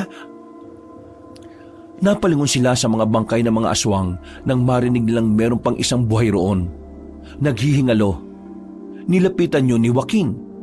Kinuha nito ang itak ni Dennis at saka itinarak sa ulo ng aswang. Bininyagan ko na ng dugo ang itak mo ah. Ang tawag dyan, basbas. Tara na. Babalik na tayo? Oo, wala na tayong gagawin dito. Nauna nang naglakad ang lalaking si Joaquin. Habang naglalakad sila pabalik, hindi matigil-tigil sa kakatanong si Dennis. Hindi pa rin kasi nabubura ang pagkamangha nito sa lahat ng kanyang nasaksihan. Hanggang sa makabalik na sila sa mansyon ay daldal pa rin ng daldal ang binata. Oh, bakit nandito kayo kagad? Natapos nyo na ba ang lakad ninyo? Oo, tapos na. Sisiw pa rin. Wala ka pa rin talagang kupas. Bukas, habang sinasanay ang mga bago nating tao, puntahan mo na ang isa sa mga pinagtataguan ng mga aswang. Yung mga aswang na nanggugulo kina Don Arevalo. Tumango na lamang si Joaquin. Nagtungo ito sa loob ng mansyon at pumunta sa malaking kusina. Kumuha ito ng maiinom at pagkain. Naupo ito sa sofa na parang wala lang nangyari. Sasama mo ba uli ako bukas? Oo, doon na tayo sa sahod. Kailangan natin mapas lang ang mga aswang na sinasabi ni Mang Tadeo. Turuan mo ko. Gusto ko din makapatay ng aswang eh. Hindi na kita kailangan turuan. Kusa mo na matututunan yon sa mismong laban. Ha? Sigurado ka ba? Oo naman. Nakikita ko ang potensyal mo. Mataas ang potensyal mong mamatay. Parang sinaulo ka naman kausap eh. Ano sinabi mo? Ay, wala. Ang sabi ko, ang galing-galing mo talaga. Wala kang katulad. Ngumisi na lamang si Joaquin. Matapos ang isang boteng iniinom, binalikan na lamang din niya ang kanyang kapatid na si Gandara. Sa mga sandaling yun ay gising pa rin ang binabae. Nagtatahi ito ng damit. Napatigil ng maramdaman na nasa pintuan na si Joaquin. Oh, kumusta ang walking? Anong walking pinagsasabi mo? Ibig kong sabihin, kumusta naman ang nilakad mo? Yun, ayos naman. Supatembang ko, may kukwento aki sa'yo, pero huwag kang tatawa ah. O ano naman yan? Kung tungkol yan sa lalaki, wag na. Hindi, tungkol ito sa aswang. Napalingon si Joaquin sa kanyang kapatid nang marinig ang salitang yon. Pagtingin niya kay Gandara, seryoso din ang mukha nito. Walang bahid ng pagbibiro. Oy, bakit? Anong tungkol sa aswang? Yung isang freni ko, yung lolo niya kasi albularyo sa kabilang baryo. Alam mo, deads na. Dineds ng aswang daw eh. Pero na-deads daw yon sa norte. Dumalo daw ng handaan, tapos kinaumagahan, natagpuan ang katawan sa maisan, nilalangaw. Daming sugat eh. Deads na daw. Tingin mo, totoo ba mga aswangit na yon? O baka mamaya, iba naman ang tumegi doon sa lolo ni Frenny? Hindi nakasagot si Joaquin. Hindi dahil natatakot siya, kundi dahil napagtanto niya na mula nang dumating siya, parang unti-unti na rin nagpaparamdam ang mga aswang. Sa isip-isip niya, marahil alam na rin ng mga nilalang na yon na nakalaya na siya ng kulungan. Masigla ang umagang yon. Sa kabilang bakuran kasi, merong okasyon. Pero wala namang pakialam si Joaquin doon. Kahit na inaalok silang magkapatid na makisaya, ayaw na ayaw ni Joaquin. Para kasi sa kanya, pagsasayang lang ng oras sa mga okasyon na gaya ng ganon. Mas gugustuhin niya pang ilaan na lamang ang kanyang oras sa mas makabuluhan. Kagaya na lamang ng pagtuturo sa mga bagong miyembro ng kanilang organisasyon. Shala, saan ang lakad mo today, brother? Paulit-ulit ka. Maghanap nga ako ng mapagkakakitaan. Ay okay. Basta mag-iingat ka ha. Hindi porki maangas ka, hindi ka natatablan ng kamalasan. Takot lang sa akin ang kamalasan. Umiling na lamang si Joaquin. Umalis siya ng bahay para pumunta sa mansyon ni Tadeo. Pero bago yon, dinaanan na muna niya si Dennis. Magsasabay kasi ang dalawa para meron siyang kausap habang naglalakad. Ang kaso nga lang, nang dumating siya roon ay nakita niyang nakataas na naman ang boses ng matandang babae na si Luming. Binubungangaan na naman ito ang binatang si Dennis. Pagtingin ni Joaquin sa may gilid, mayroong matandang lalaki na nakatayo roon. Tingin niya, ang lalaking yon ay si Garawi, ang matandang nobyo ni Aling Luming. Hindi ka ba talaga nakakaintindi? Ang sabi ko kanina, ilabas mo na yung mga labahan. Hinintay mo pa talagang dumating ang bisita ko. Nakakaya ka talaga. Paano ko naman kasi mailalabas sa mga labahan ayaw naman akong papasukin ni Robert sa kwarto kung saan nandun yung mga labahan. Sige, magdahilan ka pa. Hindi mo na lang tanggapin na ikaw yung mali rito eh. Luming, hayaan mo na siya. Wala naman siyang kasalanan eh. Anong hayaan, Garawi? Makupad talaga ang isang yan. Huwag mo ipagtanggol yan kasi lalong magiging tamad yan. Ang sa akin lang naman, huwag ka na makonsume kasi ikaw rin naman ang mahihirapan eh. Araw mo lang din na masisira. Pero napapahiya ako sa iyo. Nasira na ang kasisimula ko pa lang na araw. Hindi ka naman napahiya. Ako lang naman ito eh. At saka, pwede naman nating simulan ng araw natin ulit. O Dennis, sige na. Malis ka na muna. Palalamigin ko muna ang ulo ng lola mo. Iiling-iling na lamang si Dennis. Paglabas niya ng bakuran ay saka lamang nito nakita si Joaquin na naninigarilyo sa gilid. Oh, kanina ka pa dyan? Oo, narinig ko lang. Ba't hindi ka lumapit? Para ano? para ipagtanggol ka ulit. Sus, matuto kang ipagtanggol ang sarili mo. Kung sa lola mo hindi ka makakapalag, kahit na alam mong tama ka, paano ka papapalag sa mga aswang? Oo na. Bakit ka ba narito? Akala ko ba gabi pa ang pagsasanay natin? Sasama ka sa akin ngayon. Buong araw tayong mawawala rito. Anong gagawin natin? Sisimulan na natin ang trabaho. Ngayon agad? Oo. Kailan mo ba gusto? Sa susunod na taon? Sige na, magbibihis lang ako.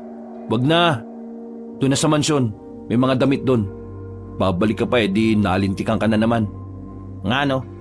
Sige, tara. Denise, kailan pa syotaan ng lola mo yung matandang lalaki na yon? Di ko nga rin alam eh. Pero ayan kasi yung sinasabi ni lola noon na labat parasite niya. Matagal silang hindi nakapagkita. Tapos, ngayong pinagtagpo ng landas, ayan, naglandian. Wala namang problema kung maglandian kahit na matatanda na eh. Kakaunting oras na lang naman meron sila sa mundo. Kaya, hayaan mo na lang sila sa bagay na yon. Pero, pakiramdam ko kasi, may kakaiba dun sa matandang lalaki na yon. Ha? Paano kakaiba? Hindi ko alam eh. Basta, kapag tumingin ako sa kanya, parang hindi ako komportableng nakikita siya. Parang gusto ko siyang patayin kahit wala naman siyang ginagawang masama sa akin. Naku, nakakatakot na yung mga naiisip mo ha. Baka mamaya bigla ka na lang managaan ng tao habang naglalakad tayong dalawa ha. Sira ulo. Tara na nga. Sabay nang naglakad ang dalawa. Ilang sandali lamang ay nakarating na rin sila sa mansyon. Pagkatapos makuha ang mga gamit sa mansyon, lumarga na rin sila para puntahan ang isa sa mga pinagtataguan ng mga aswang. Ang kaso nga lang, hindi na nila yun nakita pa. Nakatunog na ang mga aswang kaya dali-daling lumipat ng bagong tataguan.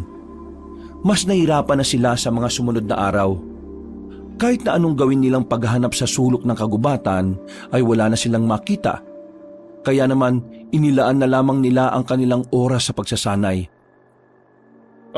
Stop! Gusto ko pang mag-practice habang katapat siya. Ako rin! Kailangan nyo nang tumigil. Alam nyo kung bakit? Bakit? Ano ba problema? Walang problema. Sa katunayan, wala na kayong problema. Kuha nyo na ang mga itinuro namin ni Joaquin. Tama. Tama si Mang Tadeo. Handang-handa na kayo sa mga gagawin nating misyon. Nagbunga na rin ang halos 3 linggo ninyong pagsasanay. So, kailan tayo makikipaglaban sa mga aswang? Kunwari ka pa. Ang gusto mo lang talagang itanong kailan ang sahod? Manahimik ka nga. Di na kita inaano dyan ha. Lumapit si Joaquin sa dalawa at pasimpleng tinapik sa dibdib ang mga yon. Naparay na lamang si Lolong at Dennis. Kung ganyan pa rin kayo sa kalagitnaan ng misyon natin, pababayaan ko kayo mamatay. Ep. Tama na ang kakaganyan nyo ha. Ang mabuti pa, ihanda na ninyo ang ibang kasamahan ninyo. Lolong, nasaan ang mga bata-bata mo? Wala ni. Natakot. Ayaw na nilang sumama. Mga tarantado pala mga yan eh. Ilang linggo naming tinuruan sabay hindi nasasama. Kapag nakita ko lang sa daan ng mga yan, lulumpuin ko yung mga yan eh. Lumpuin mo na. Wala na rin naman akong pakialam sa kanila eh. Walang choice. 3 na muna kayong lalarga mamaya. Ha? 3 lang? Sigurado kayo? O bakit? Natatakot ka ba? Ako? Baka ikaw? Sige na, kilos na. Aalis na rin tayo kaagad. Mang Tadeo, pasunurin mo na lang yung ibang mga bago kapag nakarating na sila rito ha. Hindi kami pwede magsayang ng oras eh. Baka makalis na naman yung mga aswang na yon. O sige, mag-iingat kayong 3. Bumalik kayong kumpleto ha. Kahit na kulang ang kanilang bilang, hindi na nila inatrasan ang kanilang misyon. Kahit na papaano, kampante naman si Joaquin na magagawa na rin siyang tulungan ng dalawa. Malaki na kasi ang pinagbago ni Lolong at Dennis pagdating sa paghawak ng sandata. Boss, sigurado ba na sa bayan talaga nagtatago yung mga aswang? Hindi ba sabi nila, ang mga aswang hindi tumitira sa mga matataong lugar? Sabi nila yon. Maniwala ka sa sabi ko. Napapaisip lang ako kung gaano ba sila karami. Kakayanin ba talaga natin silang 3? Nakita mo na kung paano ako lumaban, Dennis, di ba? Ikaw. Alam nga namang ikaw ang lahat ng papas lang habang kami nasa gilid lang. Ayos, easy money yun. Kung kinakailangan na gawin ang bagay na yan, gagawin ko. Pero hanggat kaya niyo akong tulungan, tulungan niyo ako. Lahat ng bagay may hangganan. Kaya hindi ko masisiguro na hanggang dulo mahusay ako. Napasang-ayon na lamang din ang dalawa. Maya-maya lang din ay nakasakay na rin sila sa jeep patungo sa bayan. Ilang minuto lang ang nakalipas ay nakarating na rin sila. Kahit na 8:00 na ng gabi, marami-rami pa rin silang nakikitang tao. Joaquin, paano malalaman kung aswang na ba yung kaharap natin o hindi? Kapag naiilang sa atin, lalayo ang mga aswang kapag naramdaman nilang merong mga manunugi sa paligid. Kaya nga bago pa nila maramdaman, dapat maunahan na natin sila. Yun lang talaga ang paraan para malaman na aswang ang nasa paligid? Oo. Hindi naman ako albularyo kaya hindi ko rin naman kabisado. Yang kapangyarihan mo, yung mga tattoo mo, hindi ka ba tinutulungan ng mga yan para malaman mo man lang kung may mga aswang nga sa paligid? Hindi. Kalakasan lang ang meron sila, hindi kamalayan. Nanahimik na lamang sila sa mga sumunod na sandali. Bago sila sumabak sa tunay na laban, dumaan na muna sila sa isang tindahan at saka nanigarilyo. Makalipas lang ang ilang minuto, nilakad na nila ang isang paupahan na di umano ay doon naglulungga ang ibang aswang. Diyan sa paupahan na yan, nasa loob ang mga salot. Anong gagawin natin? Kumalma muna kayo. Kailangan nating magpanggap muna ng mga simpleng tao lang. Lalapit tayo. Aalamin muna natin kung gaano sila karami. Huminga ng malalim si Lolong at Dennis. Nang nasa harapan na sila ng malaking paupahan, may nakasalubong silang isang lalaki. Napatingin yun sa kanilang harapan. Nagtataka habang nakatingin sa kanila. Oh, nailang. Malamang aswang yan. Bago pa makatakbo ang lalaking yon, hinugot na ni Joaquin ang kanyang itak. Walang pagdadalawang isip nitong hinagupit sa dibdib ang lalaki. Nang tama nito ay saktong nagbago ito ng anyo. Hindi pa nakontento si Joaquin. Tinarak niya agad ang itak sa dibdib ng aswang. Hindi ba tayo rito mababalita o malalagay sa dyaryo? Baka mamaya Dami mo pang satsat. Pasukin na natin tong paupahan na to. Nauna nang naglakad si Joaquin. Pinasok na nito ang paupahan. Sa hagdanan pa lang, naririnig na niyang umaangil ang ibang aswang na naroon. Nung mga sandaling yon, ganadong-ganado na ang binata. Nararamdaman na rin niyang nag-iinit na ang mga burda niya sa katawan. Tila ba nag-uudyok ang mga yon na lagasin niya ang lahat ng naroon. lahat na makikita nyo, patayin nyo! Paano kung taong iba sa kanila? Hindi ganyan umangil ang tao. Bilis! Pagsipa nila sa pinto, nakita nila ang 2 aswang, babae at lalaki, magkapatong. Hindi na nagsayang ng oras ang lalaking si Joaquin. Pinagpapapas lang niya ang mga nilalang na yon. Wala siyang awa, walang pakundangan. Dito na nakita ni Lolong at Dennis ang tila pagiging mabangis at brutal ni Joaquin. Wala silang makitang takot sa mukha ng binata. Sa halip, kaligayahan ang imaheng mailalarawan nila sa kung gaano kalapad ang ngiti ni Joaquin. Ayan na sila! Bumara sa pasilyo ang mga aswang. Pero dahil hindi umatras si Joaquin, napilitan na lamang ang 2 na pumalag. Pinagana ni Joaquin ang kapangyarihan ng lawin. Umilaw ang imahe ng lawin sa kanyang braso. Mabilis siyang nakalapit sa mga aswang at agad niya itong pinagtatataga at pinagsasasaksak ng kanyang itak. Sa isang iglap lang, 5 aswang kagad ang bumulagta. Ganito, kung sino ang mas maraming mapapatay na aswang sa inyong 2, may dagdag na sahod. Ngumisi at napailing na lamang si Joaquin. Lumabas na sila ng paupahan nang makitang nagsilayasan na ang mga aswang. Nagsisigawan na rin ang mga ibang tao na nakakita sa mga nilalang na yon. Agad naman nilang hinabol ang mga aswang hanggang sa makarating sila sa isang bakanteng lote. Naroon ang mga aswang. Hindi lang 5, kundi nasa 10 aswang ang naroon. Tila hinihintay lamang sila ng mga yun para kalabanin sila. Lolong, Dennis, kayo na dyan ha? Eh ikaw, anong gagawin mo? Wala, manunood. Nakarami na ako eh. Kaya kayo naman. Ano, sasahod lang kayo ng walang ginagawa? Akala ko kapag kaya lang naming tumulong. Kaya nyo naman na ngayon eh. Pakita nyo sa akin para di ako madismaya. Mambira naman oh. Manunugis na kayo ngayon. Hindi na kayo mga tambay lang. Kung sino makakaraming patay ng aswang, ako mismo magdadagdag ng sahod nyo. Bilis na! Inilabas ni Joaquin ang kanyang sigarilyo at saka umupo sa gilid para itong manunood lang ng pangkaraniwang away sa kanto. Huwag ka na magreklamo. Dito natin mapapatunayan kung sino talaga totoong matapang. Sige, yanda mo yung sarili mo. Kasi sa ating dalawa, ikaw ang uuwing nakakahon. Hoy, mga siraulo, magkakampi kayo dyan ha, hindi kayo magkalaban. Hindi na tumugon pa ang dalawang lalaki. Agad na rin nilang hinarap ang mga aswang. Lumusob ang mga yon, pinalibutan ng dalawang lalaki. Pero dahil nga may mga natutunan na rin naman ito sa pakikipaglaban, kahit na papaano nagagawa ni Dennis at Lolong na makapalag. Tinatamaan nila ang kanilang kalaban, habang sila wala man lang galos kahit na isa. Oh, nakakadalawa na ako ha. Ako naman, nakakatatlo na. 3 na? Kung ganun, makakarami ako. Naunang lumusob ang lalaking si Lolong.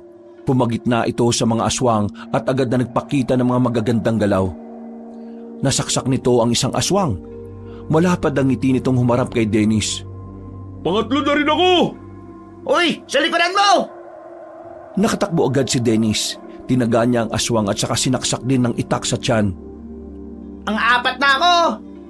Oh, nalaladya ka ano? Kunwari, liligtas mo ako pero inago mo lang sa akin yun. Hoy, pasalamat ka na lang kasi napatay ko. Kung hindi, ikaw saan napatay ngayon? Wow, di salamat. Tinan mo itong mga tangang to. Oh. Sa kanilang pagtatalo, hindi na namalayan ni Dennis at Lolong na meron ng isang aswang sa gilid nila. Kinalmot sila ng nilalang na yon at tinamaan nito si Dennis sa balikat, habang si Lolong naman ay nakailag. Oh, ayos ka lang? Anong tingin mo? Buti nga sa'yo. Tumayo na si Joaquin noong mga sandaling yon. Nararamdaman niya na wala nang patutunguhan ang ginagawa ng dalawa. Kaya naman hindi na rin siya nagsayang ng pagkakataon. Pinagana naman niya ang imahe ng ahas sa kanyang kabilang braso. Humaba ang kanyang kuko.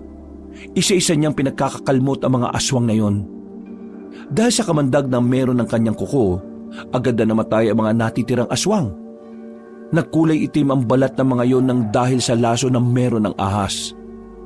Huwag daya mo naman. Akala ko ba magpaparamihan kami ng mapapatay? Inubos mo eh. Para kayong mga tanga eh. Magkakampi kayo pero nagtatalo kayo sa gitna ng laban. Kung hindi ako nakialam, kalaunan matatalo kayo ng mga mabababang uri ng aswang na yan. Pasensya na.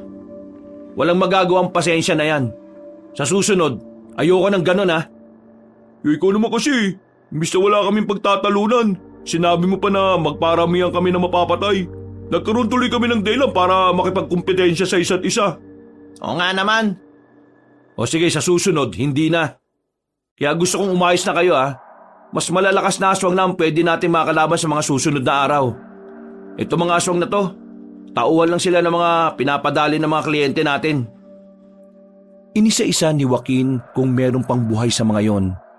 Nang masigurong lahat ay hindi na humihinga, nilisan nila ang lugar na parang walang nangyari. Kinaumaga na nila nalaman na ang paupahan pala na yon ay para talaga sa mga aswang. Mga aswang lamang ang naninirahan doon at ang mismong may-ari ng paupahan ay aswang din. Sa natuklasan nilang yon, nababahala si Joaquin. Isang patunay lamang kasi yon na ang mga aswang ay nagiging kampante na rin sa lipunan ng mga tao. Ibig sabihin, unti-unti na silang gumagawa ng hakbang para masakop ang mga tao. Umuwi na lamang sila sa mansyon. Wala si Mang Tadeo nang dumating sila roon. Kaya naman, kanya-kanyang asikaso na lamang sila sa mga sarili nila. Makalipas ang ilang minuto, magkakasama silang tumambay sa balkonahe ng mansyon. nagkakape. Tamang relax matapos makipagpatayan sa mababangis na nilalang. Di mo naman sinabi sa akin, boss, na may kapangyarihan ka pala. Sa pelikula ko lang napapanood yung mga ganyan eh. Angas mo, boss, ha? Huwag mo nga akong tinatawag na boss. Hindi ako amo rito, no? Pero ikaw ang pinakamalakas eh. Angas mo kaya. Paano ka ba nagkaroon ng ganyan? Nakwento ko na to kay Dennis. Sa kanya mo na lang tanungin. Uy, Dennis, sabihin mo naman sa akin, oh. Tsaka na, natamad ako magkwento. Walaan mo na lang. Kung talaga kahit kailan, wala kang pakisama. Ikaw yung walang pakisama, no? Baka nakakalimutan mo. Tagal mo akong binubuli, ha? Ano ka ba? Tagal na nun, oh. Humingi na nga ako ng tawad sa'yo, eh. Di ka ba maka-move on? Wala akong sinasabi na pinatawad na kita, no? Hoy, kayong dalawa magkakampi na kayo mula ngayon.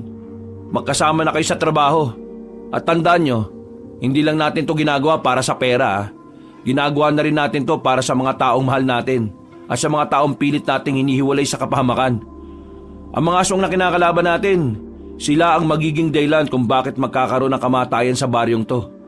Kaya kayong dalawa, sanayin nyo ng tingnan ng mga sarili nyo na bilang magkakampi. Kalimutan nyo na muna yung nakaraan. Saka na kayo magsuntukan kapag tapos na natin ang problemang ito. Joaquin, tatanong ko lang.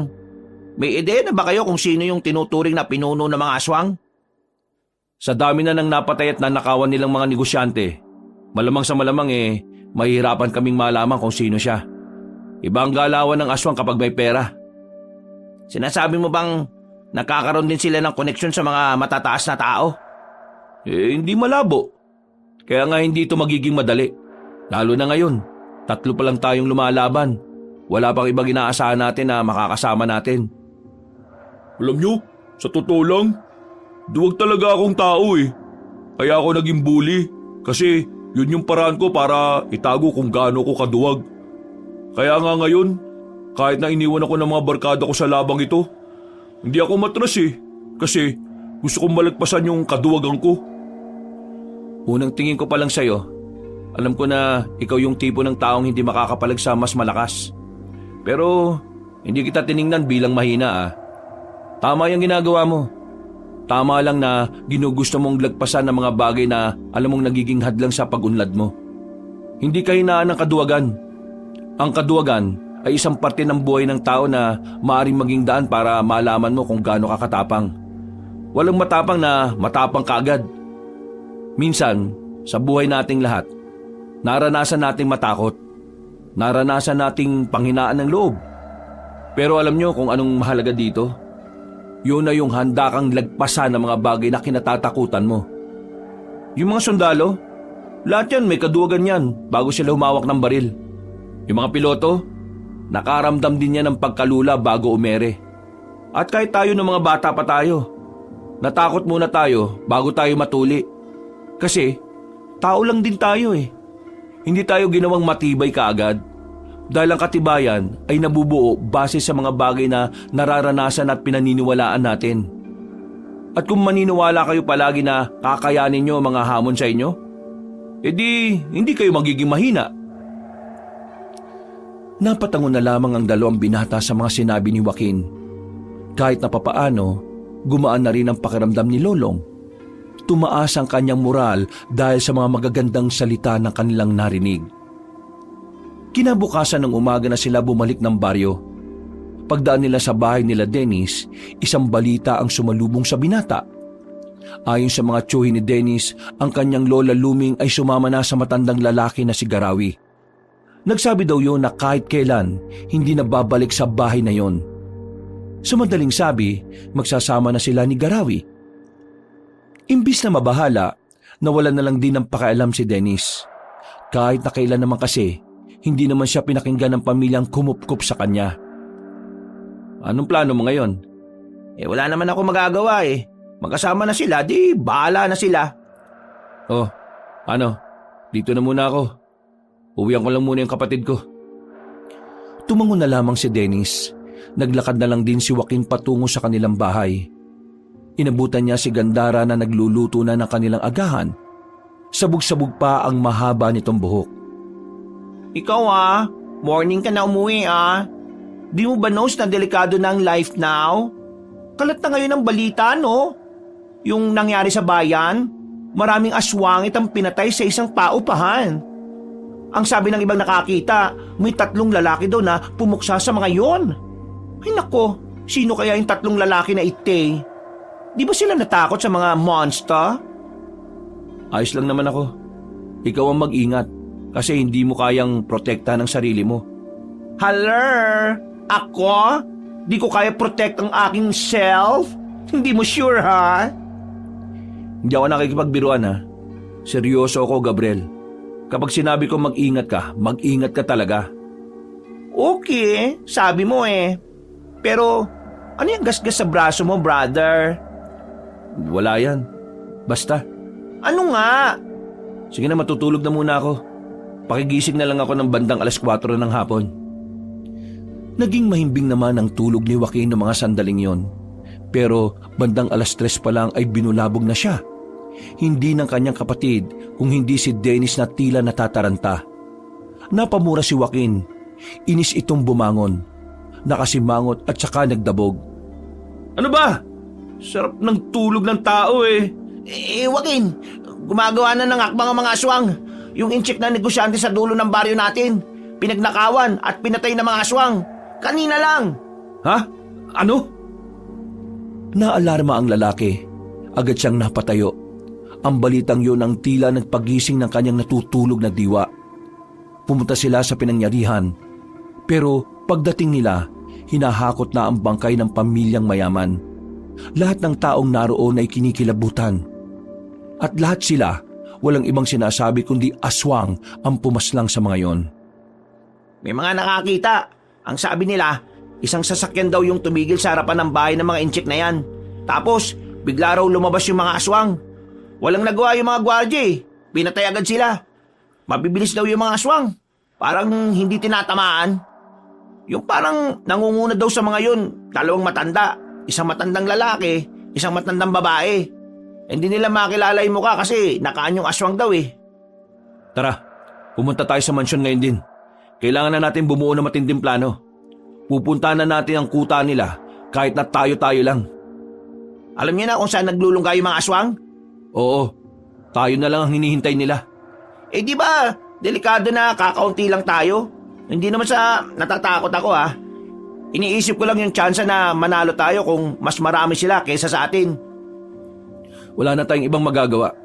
Kailangan nating sumugal. Mas makakagawa pa ng masama ang mga aswang na yon kung hihintayin pa nating dumami tayo. Ngayon, gusto kong malaman, sasama ka pa ba? Oo naman sasama ako. Yun naman pala di pumunta na tayo sa mansyon. Wala silang sinayang na sandali. Kinausap na agad nila ang matandang si Tadeo. Sa kasamaang palad, kakaunting bilang pa rin ang grupo nila. Iilan pa lang din kasi ang mga dati nilang kasama ang nagdesisyon na bumalik. Habang ang iba naman ay hindi na talaga nagpakita. Ganun pa man, bumuo pa rin sila ng plano. Kailangan na nilang kumilos. At ang mismong araw na yon ang kanilang magiging simula. Sigurado na ba yung plano? Mamayang gabi na talaga tayo atake sa kuta ng mga aswang? Oo, wala na tayong dapat palagpasin pa. Samahan na lang natin ng dasal mamaya na sana huwag kang mamatay. Kumakaano naman to? Para mo na rin sinabi na sana mamatay ako. Lolong, mamaya, isang tabi na muna natin kung ano man yung problema natin sa isa't isa Gusto ko magtrabaho ng maayos sa laban. Wala namang problema sa akin. Ikaw lang naman yung masyadong... Aray ko! Nagsimula ka na naman Maayos na kayo. Maglalakbay na tayo. Hapon pa lang Malayo-layo yung kinaroroonan ng kalaban natin. Akala mo ba sa norte lang? Oo, may kuta sila sa norte. Pero lagpas pa doon, meron pa. Nasa dulo ang mas malalakas. Kaya dapat handa kayo. Sige na, magsiayos na kayo. Maya-maya pa'y inihanda na rin ng mga manunugis ang kanilang mga sarili. Makulimlim na ang hapon nang umalis na sila sa mansyon. Wala pang 20 kataong kanilang bilang. Sumama na rin sa kanila ang matandang si Tadeo. Naalala ko nung araw, pumapas lang kami ng mga aswang pero walang binabayad sa amin. Ginagawa lang namin yon bilang libangan. Hindi ko inakala ngayon na ang mga aswang na ito ang magpapayaman sa akin. Kailan ba kayo nagsimulang kumita sa pagpasilang sa mga aswang? Nung isang beses na meron akong iniligtas na mayamang matandang babae, binayaran niya ako ng pera. Tapos doon ko na naisip na pwede kong pagkakitaan ng pagpasilang sa mga aswang. Ayun, nagsunod-sunod. Hanggang sa magkaedad na ako. Naganap na lang ako ng mga tao na pwede kong turuan at gawing silang tao. Isa sa nakilala ko itong kaibigan niyong si Joaquin. Basagulero ang isang yan. Lahat ng makita niyang hindi niya gusto, binabasag niya ang muka. Basta, wala makapalag sa kanya na kahit na sino. Nang makulong yan, alam ko na talaga na maghahari yan sa loob. Ang iniisip ko nga kapag lumabas siya mas lalo siyang magiging maangas. Pero nagulat ako. Aba, bumait. Mang Tadeo naman, masyado mo naman akong pinapakilala sa kanila eh. Pero, wag kayo. Si Joaquin ang pinakamalakas na manunugis dito sa atin. Mas malakas pa siya sa akin. Kaya nga nang mawala siya sa akin ang dami nang nangyari. Wala na akong mailigtas na kliyente. Buti na nga lang marami akong naipon. Kasi kung wala, patay talaga ako sa gutom. 10 taon ding nawala si Joaquin Ang daming nangyari. Kayo po, kaya niyo pa po ba talagang lumaban ngayon? Mang Tadeo, sinasabi niya yata na matanda na kayo. Hindi, sinisiguro ko lang ang kaligtasan niya, no?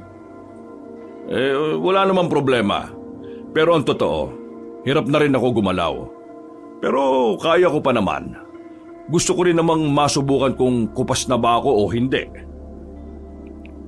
Nagpatuloy ang kanilang kwentuhan hanggang sa makarating na nga rin sila sa bungad ng tinatawag nilang Norte.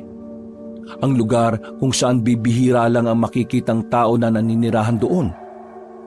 Dahil na rin sa mga usap-usapang pugad yun ng mga aswang, bumuntong hininga si Joaquin. Nakakaramdam siya ng kakaiba. Ang dating mga imahe sa katawan niya na walang pakialam, tila tumutugon sa mga mabibigat na presensya sa paligid. Joaquin, yung mga tattoo mo, kumikinang. Anong ibig sabihin yan? Ngayon ko lang din to naramdaman, pero mukhang nagbibigay sila ng babala. Kung ganon iandaan nyo na mga sarili ninyo. Paunahan na lang mamatay. Biro lang seryoso kayo masyado Maya-maya, meron na silang natanaw na isang malaking baryo. Hindi kumukulo ang langis na kanilang daladala. Kaya nagtaka sila at tumigil na muna sa di kalayuan. Nakakapagtaka. Parang walang nangyayari sa langis Sigurado ka bang epektibo yan? O baka napeke ka na naman ng mga albularyo? Hindi. Totoo ito. Hindi to peke. Galing to sa malupit na albularyo ng Visayas. Kilala ko siya. Kaya hindi niya ako pwedeng lokohin. Hindi kaya mga uri ng aswang na talagang hindi tinatablan ng mga ganyan yan? Posible ang sinasabi mo, Dennis. Kung ganon, hindi pala tayo makakasiguro kung aswang ba o hindi ang mga nasa baryong yan. Anong gagawin natin ngayon? Di papasok pa rin tayo sa baryo. Kung sakali mang aswang nga mga nandyan, dapat lang alerto tayo. Tandaan nyo malalaman natin na aswang ang mga yan kapag muling nagparamdam ang mga burda ko sa katawan. Hindi sila nagpapigil sa ideyang baka aswang ang mga naroon. Lakas loob silang lumapit. Nang nasa bungad na sila, nakatingin sa kanila ang mga taong nasa kani-kanilang bakuran.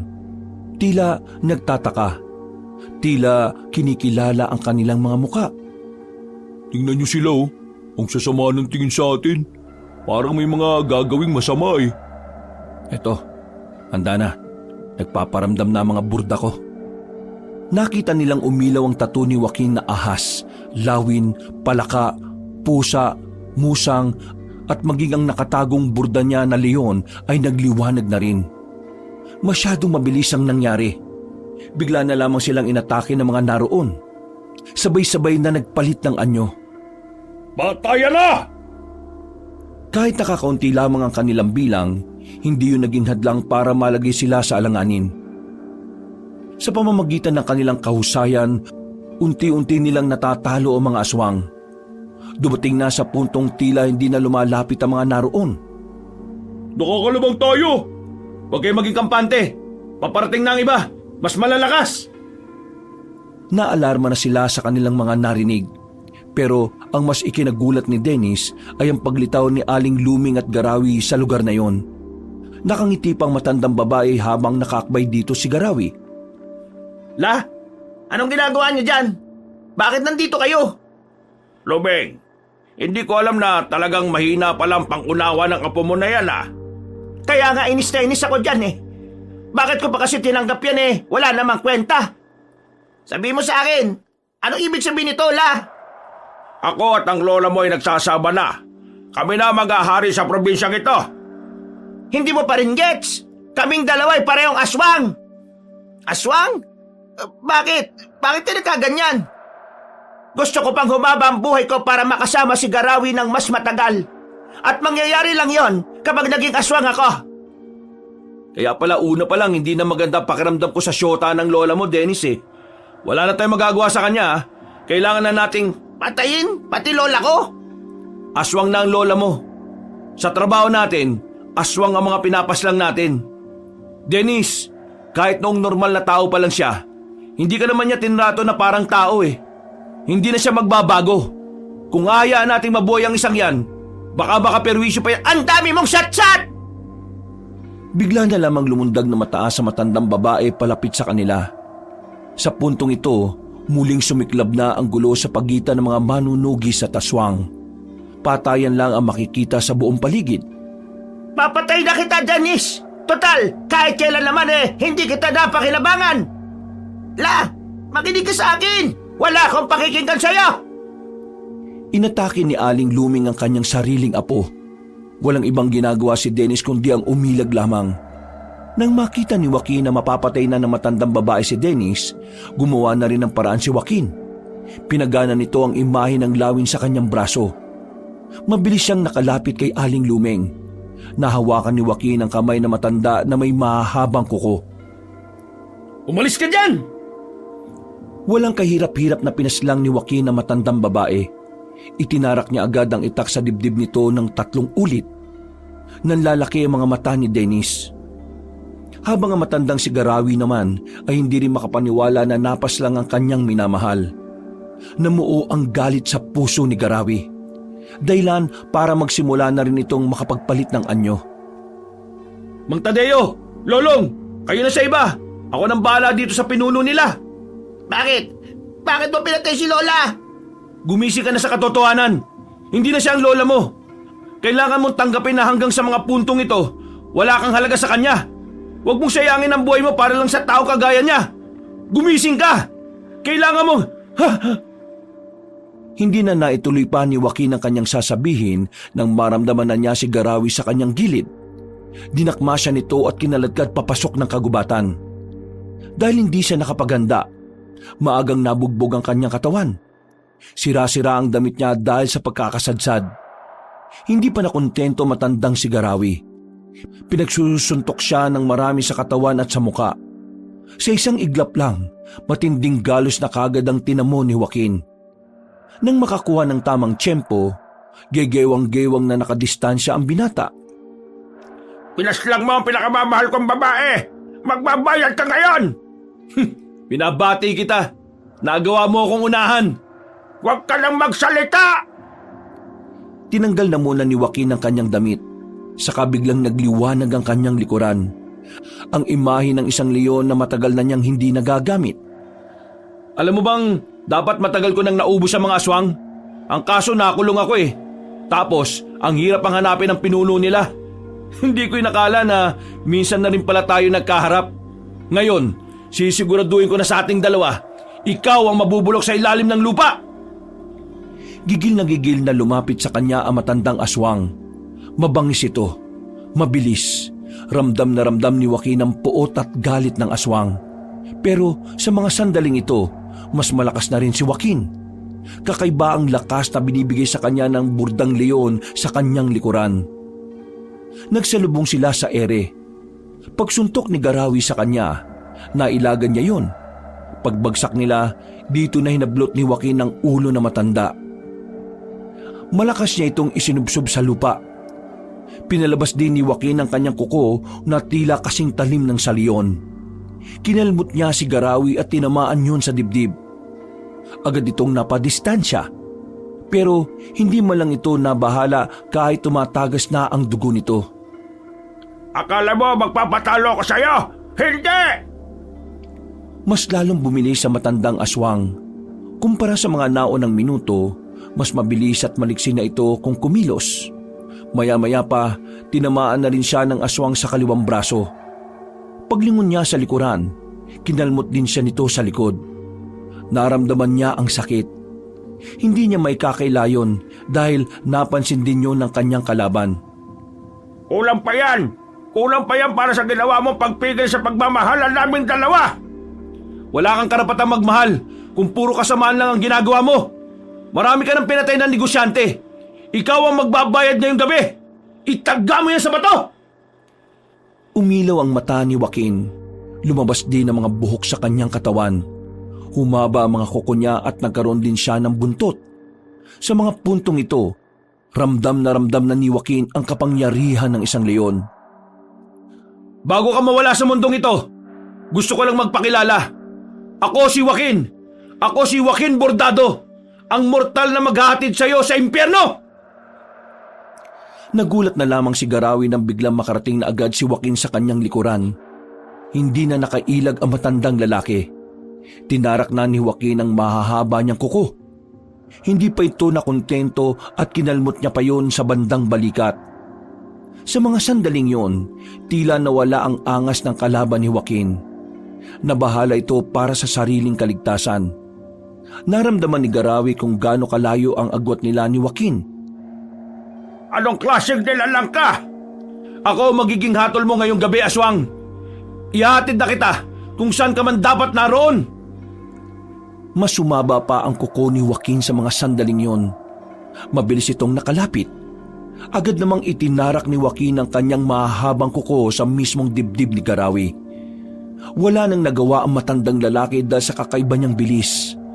At sa mga sandaling yon, tuluyan na ngang natalo ang matandang aswang. Marami itong napaluhod hanggang sa napahiga na sa lupa habang sumusuka ng itim na dugo. Hanggang dito na lang ang kasamaan mo. Magpaalam ka na sa mundong ito. Maya-maya pa'y tuluyan na ngang nalagutan ng hininga ang aswang. Bumuntong hininga na lamang si Joaquin. Bigla niyang naramdaman ng panghihina. Sa paggamit niya kasi sa pinakamalakas niyang burda sa katawan, tila hinigop din ito ang kalakasan niya. Sinasabi ko na nga be. Napahiga na lang din siya sa lupa. Nakaramdam siya ng pagkahilo hanggang sa tuluyan na nga siyang nawala ng malay. Nang magising siya ay nakabalik na sila sa mansyon. Umaga na, tapos na rin ang laban. At ayon kay Mang Tadeo, natalo na rin nila ang mga aswang. Nakabalik naman na ang lakas ni Joaquin ng mga sandaling yon. Kinaya na niya ulit makabangon at makapaglakad na maayos. Nasaan si Dennis? Kagabi pa yun umuwi. Hindi nga kami kinikibo eh. Saan ka naman pupunta? Kakabalik lang ng lakas mo ha. Magpahinga ka na muna. Oo nga, tsaka natalo na natin ang mga aswang. Siguro naman, ayos lang na magdiwang tayo no? Sige na, mauna na kayo. Kailangan kong kausapin si Dennis. Lumabas ng bahay ang lalaki. Umuwi siya sa kanilang baryo at agad din naman niyang nakita si Dennis na naglalakad. Hinabol niya ito at tinapik sa balikat. Dennis, patawarin mo ako sa ginawa ko ha. Pero sana maintindihan mo na kung hindi ko yung ginawa, ikaw naman ang namatay. Joaquin, di naman ako galit sa iyo eh. Wala akong samaan ng loob. Malungkot ako kasi tama ka eh. Kailangan kong tanggapin na kailangan mawala si Lola. Alam mo, Lola ko pa rin siya eh. Kahit ganun siya sa akin, may pagmamahal pa rin ako sa kanya. Pero siguro nga, may mga taong kailangan na lang din nating kalimutan para makausad tayo.